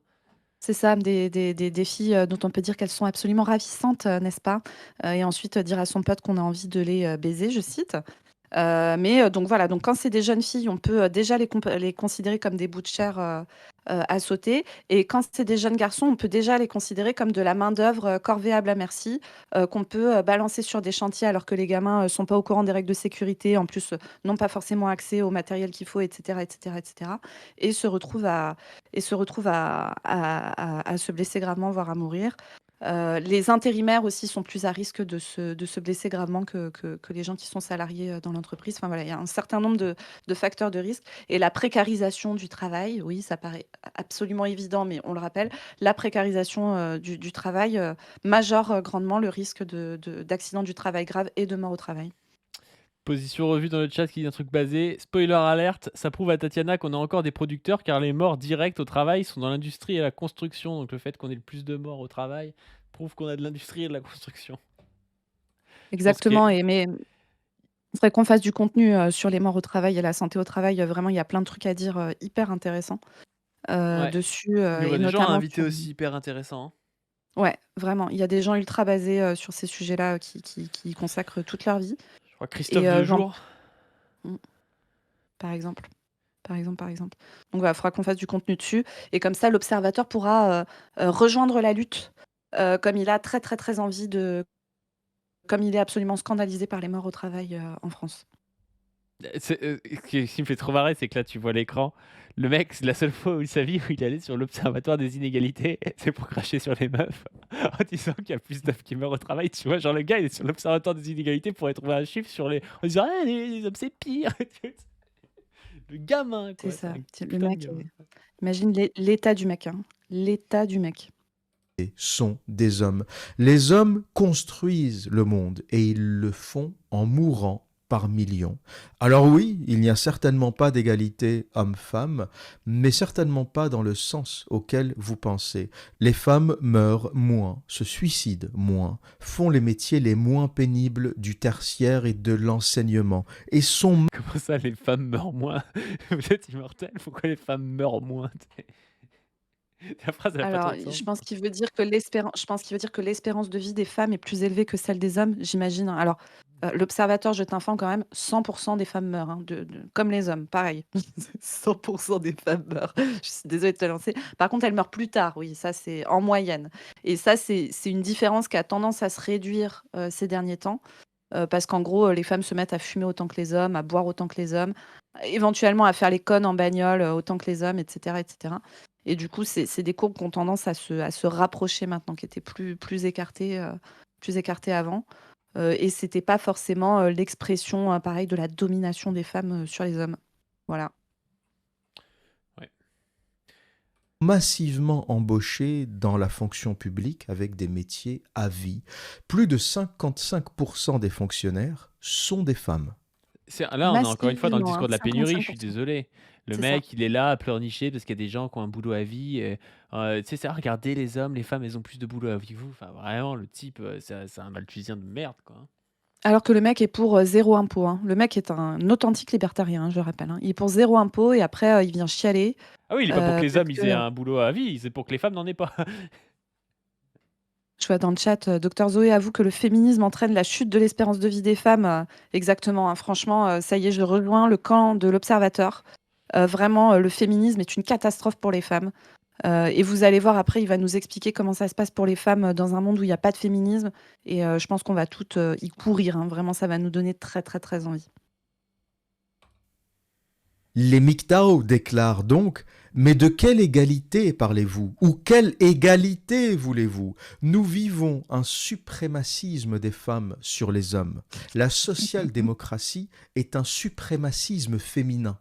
Quel rapport avec la social-démocratie? Mais il est ravaché le gars, il utilise des mots au hasard. Tu vois? Le gars là, il te parle de féminisme, après il dit la social-démocratie, tu vois? Enfin, c'est des C'est types ça. pour lui, tu lui mets une espèce de vieille SOSDEM et tout, pas ouf, une Marlène Schiappa et tout, il a l'impression que c'est le communisme et le féminisme incarné, quoi. C'est ça. Alors, Bon, Marlène Schiappa, elle est même position pas revue. SOSDEM, en vrai, c'est dur pour les SOSDEM. Position revue, il kiffe là, je pense. Mais oui, crise de position revue, je pense vraiment que c'est ton, C'est ton c'est vraiment kiff? ton alter ego. Il est pour toi celui-là. Il est Attendez, vraiment incroyable. je vois des raiders. Qu'est-ce qui a raidé là? Qu'est-ce qui a raidé? Ah, j'ai pas vu le raid. Bon, bah, merci à celui qui a raidé ou celle qui a raidé. Je sais pas qui a raidé, mais merci pour le raid. Du Sympa. coup, on est en train de react de l'observateur. Si vous arrivez dans le nouveau Paye-ton droitard où Zoé me paye son droitard et c'est l'observateur. Et il nous parle des femmes. Il nous a parlé de beaucoup de choses, hein, mais là, il nous parle, ouais, il nous parle des femmes. Il Alors a commencé attends, par là, nous si tu parler veux, du communisme de Hegel et Marx. voilà, il a commencé comme ça. Ensuite, il nous a expliqué que la valeur, elle était créée par la volonté de puissance des individus et que les tsars, bah, en fait, ça se passait super bien sous les tsars. Et puis, quand les communistes sont arrivés, boum, tout s'est écroulé. Spoutnik est arrivé par hasard, hein, je vous le dis. Ensuite, on est passé par des trucs très intéressants. Il nous a expliqué qu'en fait, il n'y avait pas de problème de racisme parce qu'il suffisait d'aller porter plainte. Et puis là, il nous explique que comme il y a 90% de morts au travail chez les hommes, ça prouve bien que les femmes dominent la société. Voilà, on en était là. Et donc là, maintenant, si vous voulez, j'ai gardé le meilleur pour la fin. Là, les gars, vous n'êtes pas prêts. Alors, pas dû, je sais pas si tu as vu, donc je t'ai mis 2 extraits de différence entre les femmes de l'Est et laisser les femmes de l'Est dans leur environnement naturel. Ouais, c'est quoi? C'est Donc ces hommes qui quittent leurs femmes pour des réfugiés ukrainiennes, c'est ça là? voilà, voilà. Donc, Ça, c'est un donc vrai sujet. Ça, c'est un sujet. Là, il voilà, est dans le réel un peu. voilà. Donc, l'observateur est dans le réel. Et donc là, on va découvrir. Donc, il parle. Je vous mets un tout petit peu de contexte. Il parle d'une histoire vraiment passionnante, hein, qui a été reprise par plein de mascus parce que c'est le réel. D'un couple de Britanniques qui ont accueilli une réfugiée ukrainienne et le mec du couple s'est barré avec la réfugiée ukrainienne, Ménard qui trash, est hein. mais ce qui est leur rêve absolu à ces gars-là. Je vous rappelle qu'au début de la guerre en Ukraine, il y avait plein de gars qui ont dit qu'ils voulaient bien accueillir des réfugiés. Alors, c'est la première fois de leur vie qu'ils ont été d'accord pour accueillir des réfugiés parce qu'ils étaient blancs, hein, voilà. Et qu'ils ont un espèce de fétichisme sur les femmes de l'Est. Alors, vous allez voir, l'observateur niveau fétichisme, on est à un niveau, les gars, vous n'êtes pas prêts. Et, et donc, voilà, ils ont tous envie d'accueillir de jeunes et jolies Ukrainiennes pour les traiter comme des êtres humains et les respecter, évidemment, hein, vous imaginez bien. Et donc là, on va se mettre, on va se mettre à, je t'avais mis une time-code là pour l'extrait 1. Donc Ouais, bah, extrait 1 que j'y j'ai suis. appelé J'y suis. Différence entre les femmes de l'Est et les occidentales. Parce qu'en fait, vous les hommes bêta, là qui regardez pas du ring, vous les gauchistes bêta, vous croyez que vous allez vous mettre en couple avec des femmes occidentales, mais sachez que vous faites fausse route.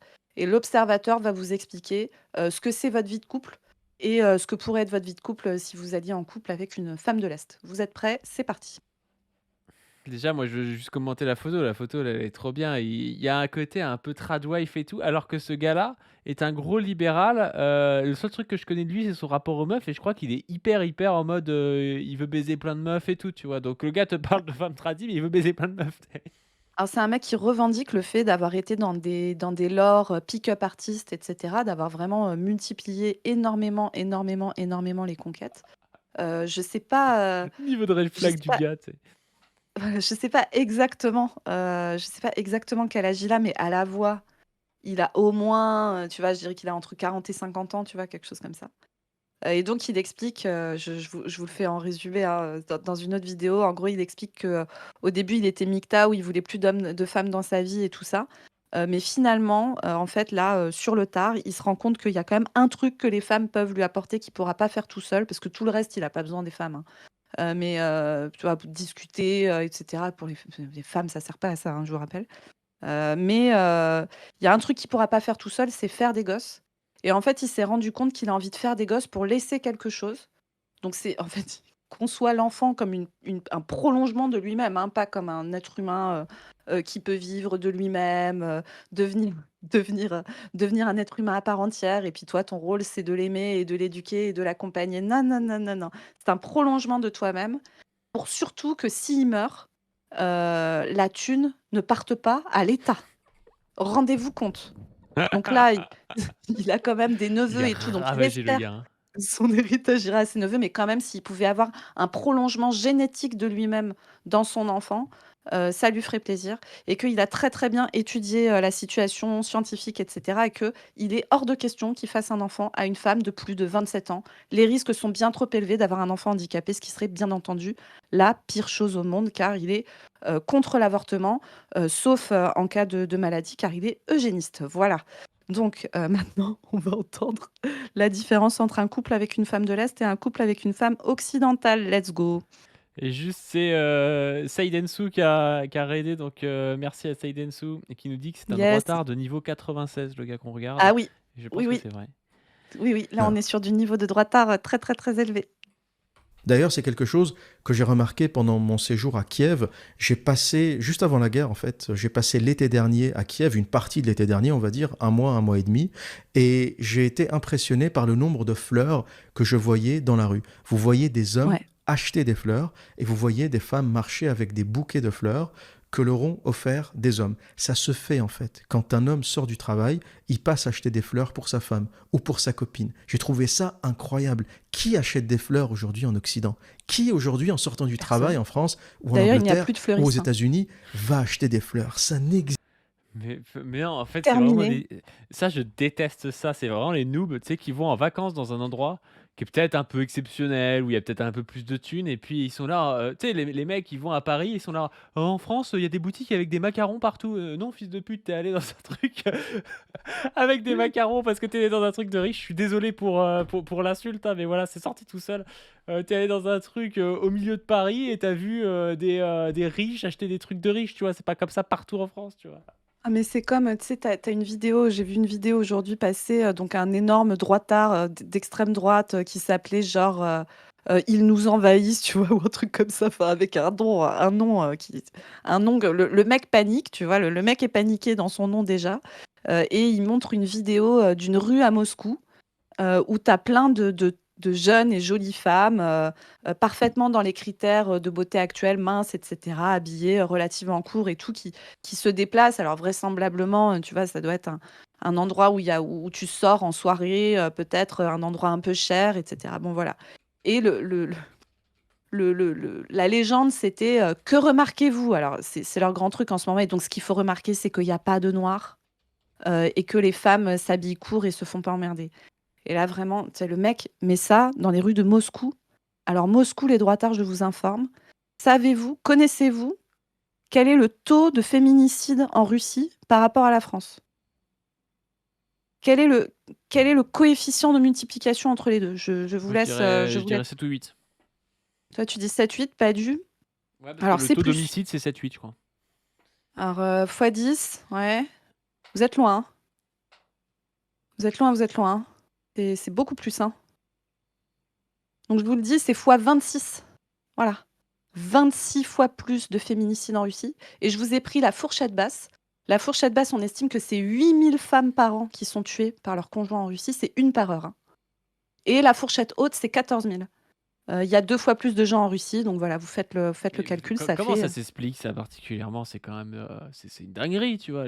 Alors, il y a des travaux. Alors, en fait, il y a des niveaux de violence domestique en Russie qui sont énormes, qui sont favorisés par tout un tas de facteurs et notamment par l'alcool. Où il y a vraiment, c'est pas une légende qu'il y a des. Alors, en France, ne faisons pas les malins sur la Oui, consommation mais ils d'alcool achètent en des fleurs France à et leurs les femmes.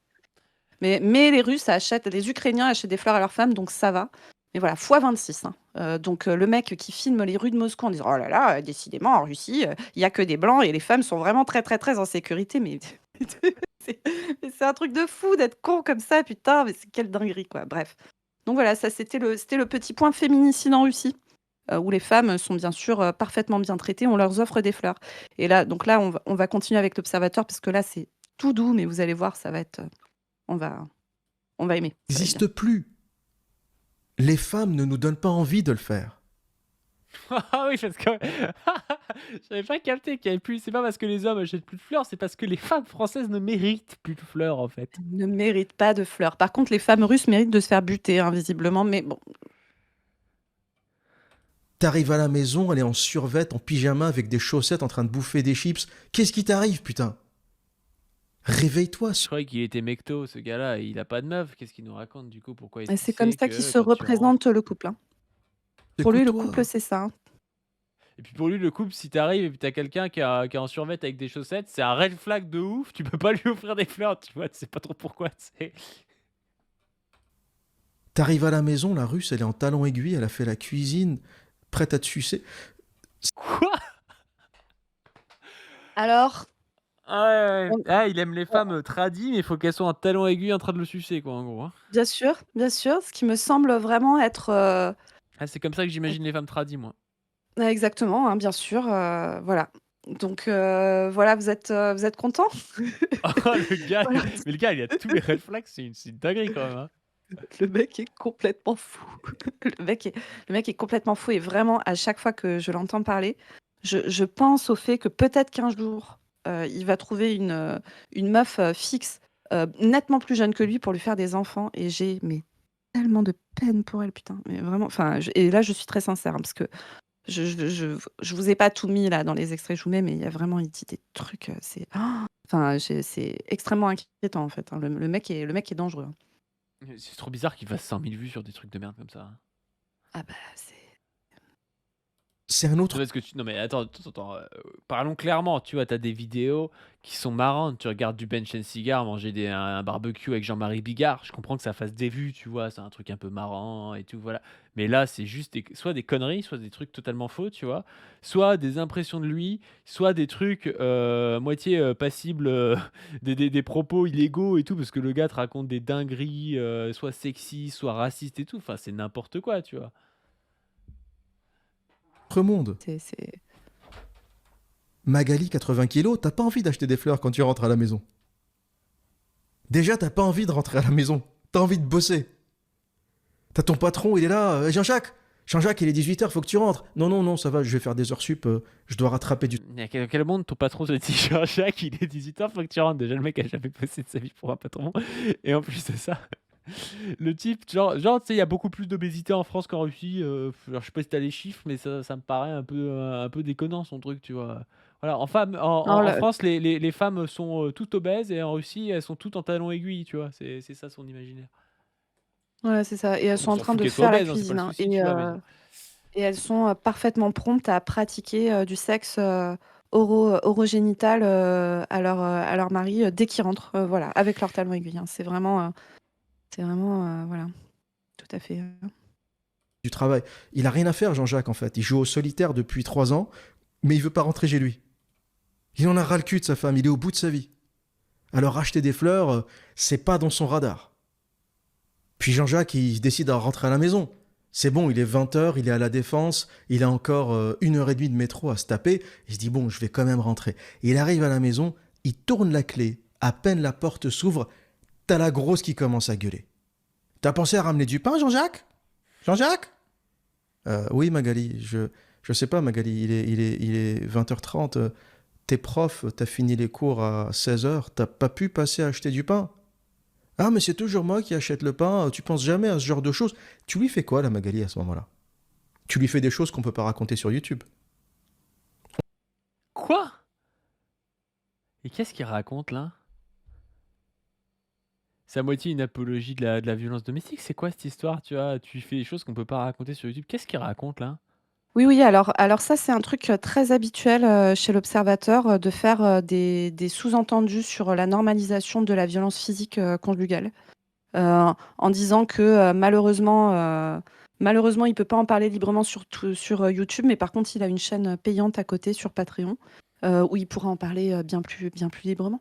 Voilà. Ah non, parce que c'est une dinguerie. Et puis en plus de ça, c'est quoi cette histoire? Enfin, en, en- tout en France, les mecs ils doivent acheter du pain à 20h30, mais par contre en Russie, les mecs ils doivent pas faire des courses tard. Enfin, ils s'inventent des espèces de problèmes qui seraient inhérents à la France, tu vois. Genre, ça n'a pas de sens. Enfin, Ça, c'est ça. à tout moment, tu peux avoir. Et puis des fois, ça te casse les couilles de faire les courses. C'est pas la faute de ta meuf en particulier, c'est parce qu'il faut faire les courses, t'es fatigué, tu rentres du boulot. Enfin voilà, tu vois. Mais ça arrive dans tous les pays du monde, tu vois, ce truc-là. C'est ça. C'est ça. Bon, bref. On est Donc, d'accord. voilà, le mec est Si dangereux, hein, Jean-Jacques je vivait rappelle. en Ukraine ou en Russie, par exemple, ça serait un autre délire. Il arrive à la maison, alors déjà, il est pressé de quitter le travail. Il y a un truc qui l'attend à la maison. Il y a Ça un sent les truc. Le gâteaux, truc, le hein. chocolat, Le truc. Le truc, hein. la cannelle, la... Ça sent les. Voilà. Donc la meuf, elle fait des gâteaux tout le temps. Mais elle est hyper Mmh. mince. Mais elle a des énormes C'est ça, seins, par contre. c'est ça. C'est trop ça. Ce mec Des talons vit dans. aiguilles, hein. Ce mec vit dans un porno, tu vois. Genre, ça n'a Oui, oui, ce aucun mec, putain de vit sens. dans un film pornographique, tout à fait. Et donc, ça sent maison la cannelle, voilà. Sans la cannelle. en baume. Mmh. Ça va être un festival. Sa femme a acheté de la lingerie, elle est en talons. Déjà, Jean-Jacques, il est en train de rêver. Il finit le boulot à 18h. Et pourquoi. Enfin, c'est quoi ce délire, quoi? C'est un enfant, en fait. Enfin, c'est un adolescent, genre. Pourquoi est-ce que en Il cherche Russie. sa maman. En Russie, quand tu rentres du taf, ta meuf, elle a acheté de la lingerie, elle a préparé des gâteaux, elle est en talent d'aiguille, elle est toujours partante pour des rapports sexuels, mais en plus, c'est des rapports sexuels purement masculins, tu vois, c'est des espèces c'est des fellations. Enfin, genre, et par contre, en France, tu rentres, ta meuf est toujours obèse, tu dois ramener du Elle mange pain, des chips. elle mange des chips, tu dois ramener du pain parce qu'en fait, elle l'a pas fait alors qu'elle fout rien parce qu'elle est prof et qu'elle est fonctionnaire.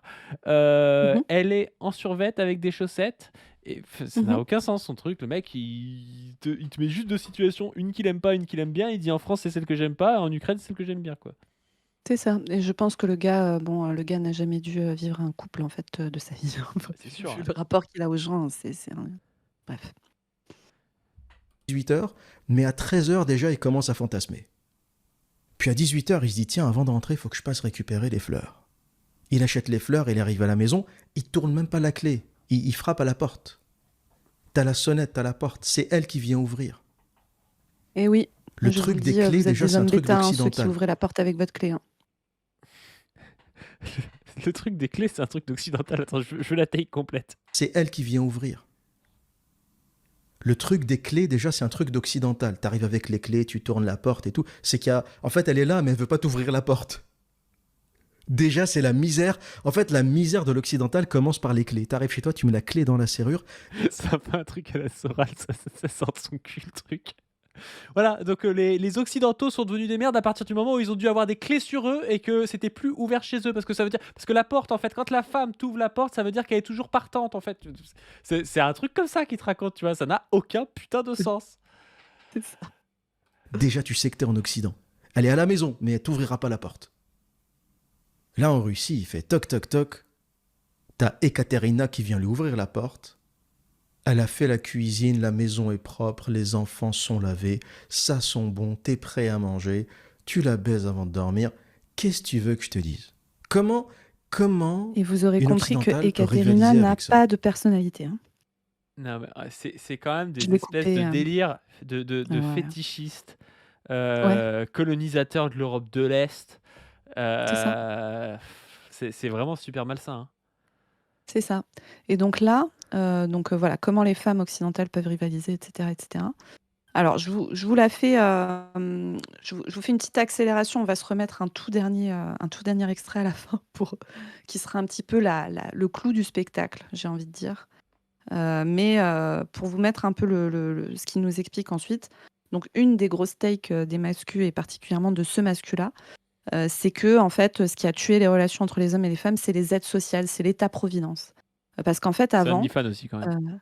ouais, ouais, ouais, alors OnlyFans aussi, mais ça, c'est arrivé après, dans l'ordre, parce que c'est des gens sérieux et scientifiques, donc ils observent les trucs vraiment bien.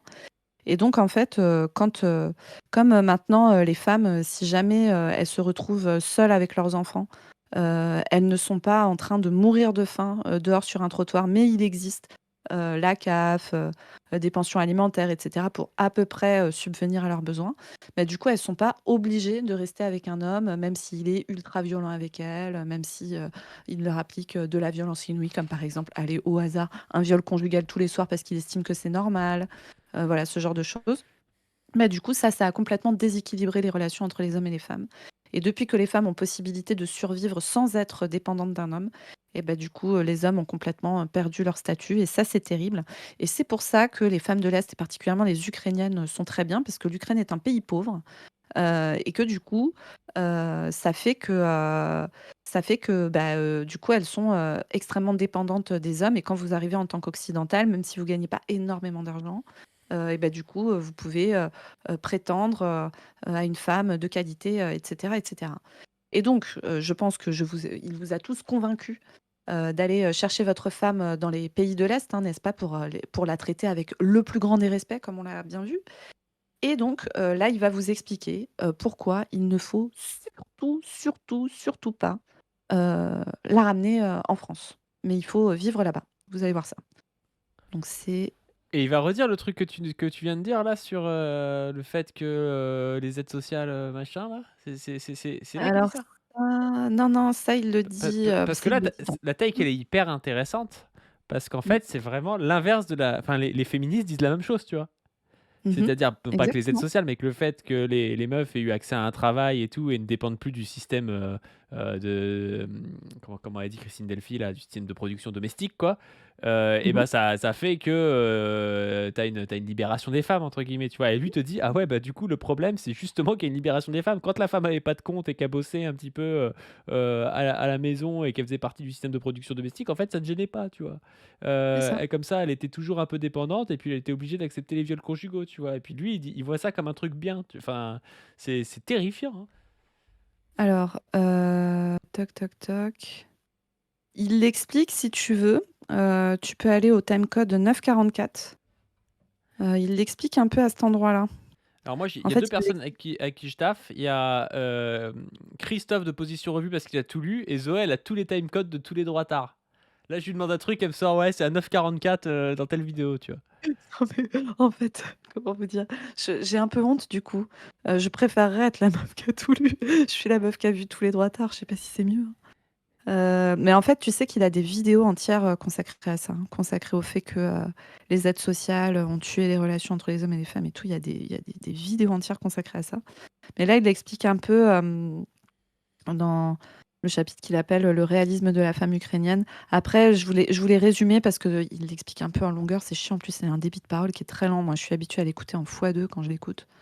Et du coup, là, ça m'irrite un On peu. n'est pas Mais ça, obligé de se c'est le mater, hein. Si ça fait 10 minutes ce truc, on peut se mater en gros, directement l'extrait que tu voulais mettre. la take, c'est ça. Et là, tu peux mettre ça, c'est le petit clou du spectacle. Et après, on Ouais. va pouvoir conclure. Tu mets le timecode, c'est tout à la fin.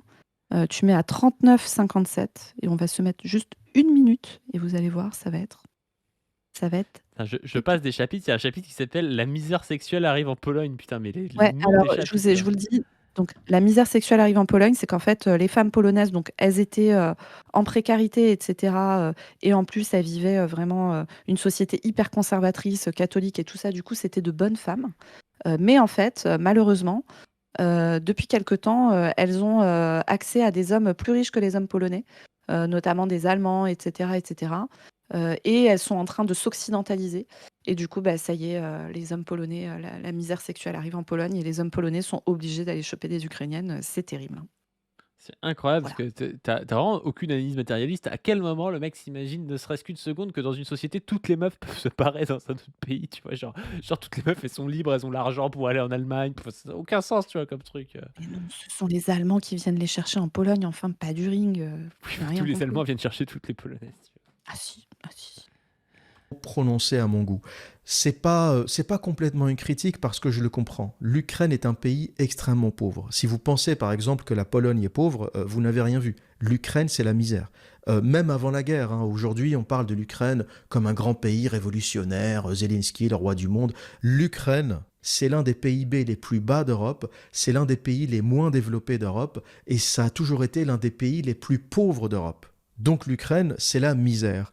Et donc, j'ai envie de dire, la michto ukrainienne se justifie presque par ce niveau de misère. Autant je ne comprends pas la michto française, américaine, voilà, c'est des pays riches, tu peux à peu près te débrouiller. Mais la michto ukrainienne, j'ai presque envie de lui pardonner parce que le Voilà, niveau de misère est extrêmement élevé. Basé la michto ukrainienne, il a voilà. dit, hein. Basée michto ukrainienne et donc tu peux te mettre tout à la fin, donc une fois qu'on vous a expliqué tout ça les gars, pourquoi il faut aller, chercher sa femme à l'Est, si possible dans le pays le plus pauvre possible, comment vous allez pouvoir la maltraiter et cetera, la déshumaniser et cetera et cetera. Sur tout ça, on est bon, et donc maintenant, il va vous expliquer pourquoi il faut surtout ne pas la ramener, en France. Vous allez voir. C'est Donc quel on verra, hein. bénéficiage? 39,57. Voulez être heureux avec une femme étrangère, ne la ramenez jamais, jamais, jamais en Occident. Laissez-la dans son environnement naturel. C'est Dans comme pour son environnement naturel, on croyait que tu Attends, parles d'un animal, c'est trop drôle. certains tu n'as animaux, hein, pas c'est tu les oui, lois de oui, la nature. Faut pas leur changer d'environnement. Tu ramènes pas un animal de la savane sur la banquise. Tu mets et pas non. un ours blanc en Afrique. Le mec, il vit même un migrant qui est parti en Angleterre, mais par contre, voilà, lui, il peut. Oui, mais lui, c'est un animal, lui, c'est un citoyen du monde, pas du ring. Les femmes, c'est pas pareil. C'est vraiment la, Elles la comprennent pensée pas les choses. bourgeoise, un peu comme ça. Tu sais, lui, il se croit universel. Il peut aller partout, faire ce qu'il veut et tout. Mais par contre, les autres doivent rester à leur place, tu vois, dans la hiérarchie, hein. Il y a des règles Chris comme dit, en vrai, ça. il le fait Des exprès. animaux qui Là, il vivent. surjoue là, quand il liste, les environnements de vie des animaux et cetera, là, il joue. Mais en fait, le fond de sa pensée, c'est vraiment ça et il a vraiment un rapport aux femmes qui est un rapport, utilitariste, hein, totalement. Enfin, c'est c'est pas envisageable, c'est vraiment des manières de penser, mais c'est très, très généralisé dans le masculinisme, où le couple, n'est envisagé que comme un marché, Oui. où Comme un contrat, on plutôt. s'échange des choses. Ouais, c'est un contrat. La séduction est un marché, le couple est un Voilà. contrat, heu et heu et du coup, on s'échange des choses. Donc les femmes, apportent, la sexualité, les enfants, une maison propre et rangée qui sent la cannelle, voilà. Et les hommes apportent, l'intelligence, la culture, parce que c'est pas lui, c'est sincèrement pas envisageable pour lui et dans toute la pensée MGTOW, c'est ça. Comme il y a toute une part de développement personnel et tout, de s'intéresser à ce qu'il pense être la philosophie, la littérature. Alors bon, vous avez vu, le niveau de philosophie du gars, hein, mais et ça, c'est clairement des trucs qui, pour eux, ne sont pas partageables avec une femme, par exemple. C'est pas des interactions intéressantes à avoir avec les femmes, parce que les femmes sont trop cons, pour ça. Les femmes, elles sont faites pour, les émotions, les trucs comme ça. Mais elles sont pas faites pour réfléchir à des trucs. Et du coup, soit tu fais ta vie, totalement en dehors d'elles parce qu'elles n'ont aucun intérêt à part servir à la sexualité, aux enfants et aux tâches domestiques. Et donc toi, en échange, tu te dois d'apporter, l'argent, heu voilà, toute la partie culture et cetera. Et donc, tes enfants, c'est toi qui devras leur apporter, l'autorité, et la culture. Voilà, c'est et ça là-dessus, il joue pas, ça là-dessus, il joue pas un rôle, hein. Là, la toute fin que je vous ai mis, là où il dit: «Leur environnement naturel, c'est comme la savane» et cetera. C'est un peu une blague, mais au fond, c'est réellement comme ça, qu'il voit les relations avec les femmes. Et il est, même quand il parle de la parentalité et cetera, quand il dit qu'il est plus MGTOW parce qu'il veut des enfants, il explique réellement qu'il veut des enfants, pour, faire le prolongement de son ADN à lui. Il y a aucune considération, pour l'être humain qui est en face, qui aurait une existence propre, et cetera, quoi. Il faudrait qu'il se clone, du coup. Et là, je vois Position Revue qui dit: «Je comprends qu'il ait peur des camps de rééducation». Attends, merde, ça a défilé. Qu'est-ce que tu as dit? Je comprends qu'il ait peur de rééducation car vraiment, il est en top liste si on prend le pouvoir. Alors c'est une blague évidemment, hein, mais De toute façon, il est en ouais, Angleterre. Il est ça l'inquiète, déjà rémigré. Je te dis, ça l'inquiète. d'échéance de nationalité, on n'entend plus parler de ce type-là. Voilà. Bon et dites-vous que là, vous n'avez eu qu'un petit échantillon, de son palmarès et que là, il sort d'un arc, qui a duré des mois et des mois sur l'islam. Tu sais, où tu as des mecs, ils analysent, les traductions du Coran qu'ils ont trouvées pendant des heures en expliquant que vraiment Mahomet, gna gna gna. Enfin, tu sais, ils analysent des bouquins d'il y a 1400 ans, pour dire, «Ouh là là, les femmes étaient pas très libres, et on se mariait avec des gamines». Attends, envie de dire: «Oui, d'accord». Alors que lui-même Et fait du coup, l'apologie plus ou moins du viol conjugal. totalement, totalement, Dans leur totalement, mais tu environnement. connais le Tu principe, hein? fais pas nager un poisson Et d'eau douce dans la mer, tu ne fais pas nager un requin dans de l'eau ah, douce. tu vois, tu Il sens y a qu'ils des règles s'embrouillent. comme ça. Faut pas Ah mais changer c'est d'environnement. la Un blague. animal doit évoluer dans son environnement naturel. Mais sur certains points, est-ce qu'il aurait pas quand même des rapports avec Hegel, tu vois? Est-ce qu'au fond, il serait pas d'accord sur les femmes, tu vois, un peu avec Hegel, quoi? On pourrait lui demander. Il le sait pas, mais il est peut-être plus hegelien qu'il le croit. Mais Badu, il ne sait pas qui c'est. C'est même pas qu'il ne connaît pas, son point de vue sur les femmes, c'est qu'il ne sait pas qui c'est. Il ne sait pas. Et pour les Mais il en parle femmes quand même. des pays de l'Est, c'est la même chose. Faut les laisser, ou des pays pauvres, hein, c'est valable pour le Vietnam, pour la Chine, faut les laisser dans leur environnement naturel, avec leurs repères, avec leurs racines, avec leur famille. Parce que si tu les ramènes en Occident, ça va leur flinguer le cerveau et tu seras cocu à la vitesse de la lumière. Et pour Mmh. conclure ce sujet passionnant, je souhaitais vous parler des féministes suédoises. Les Ah féministes oui, alors suédoises en ça, sueur. j'avais pas Ce qui forcément s'est prévu de vous le passé, passer. c'est que Si vous voulez, je peux vous résumer, Moi, je suis puis chaud. après je pense qu'on pourra tu veux regarder? Bah, vas-y, hein, tu vas en voir. Alors j'ai Suède, essayé de on a écoute ça. interdit aux réfugiés ukrainiennes de porter des tenues sexy. Par sexy, on entend short, robe courte, pour éviter d'aguicher, de provoquer les mâles non européens qui vivent aussi dans ces camps de réfugiés. Quelque part, les femmes suédoises ont voulu appliquer la charia.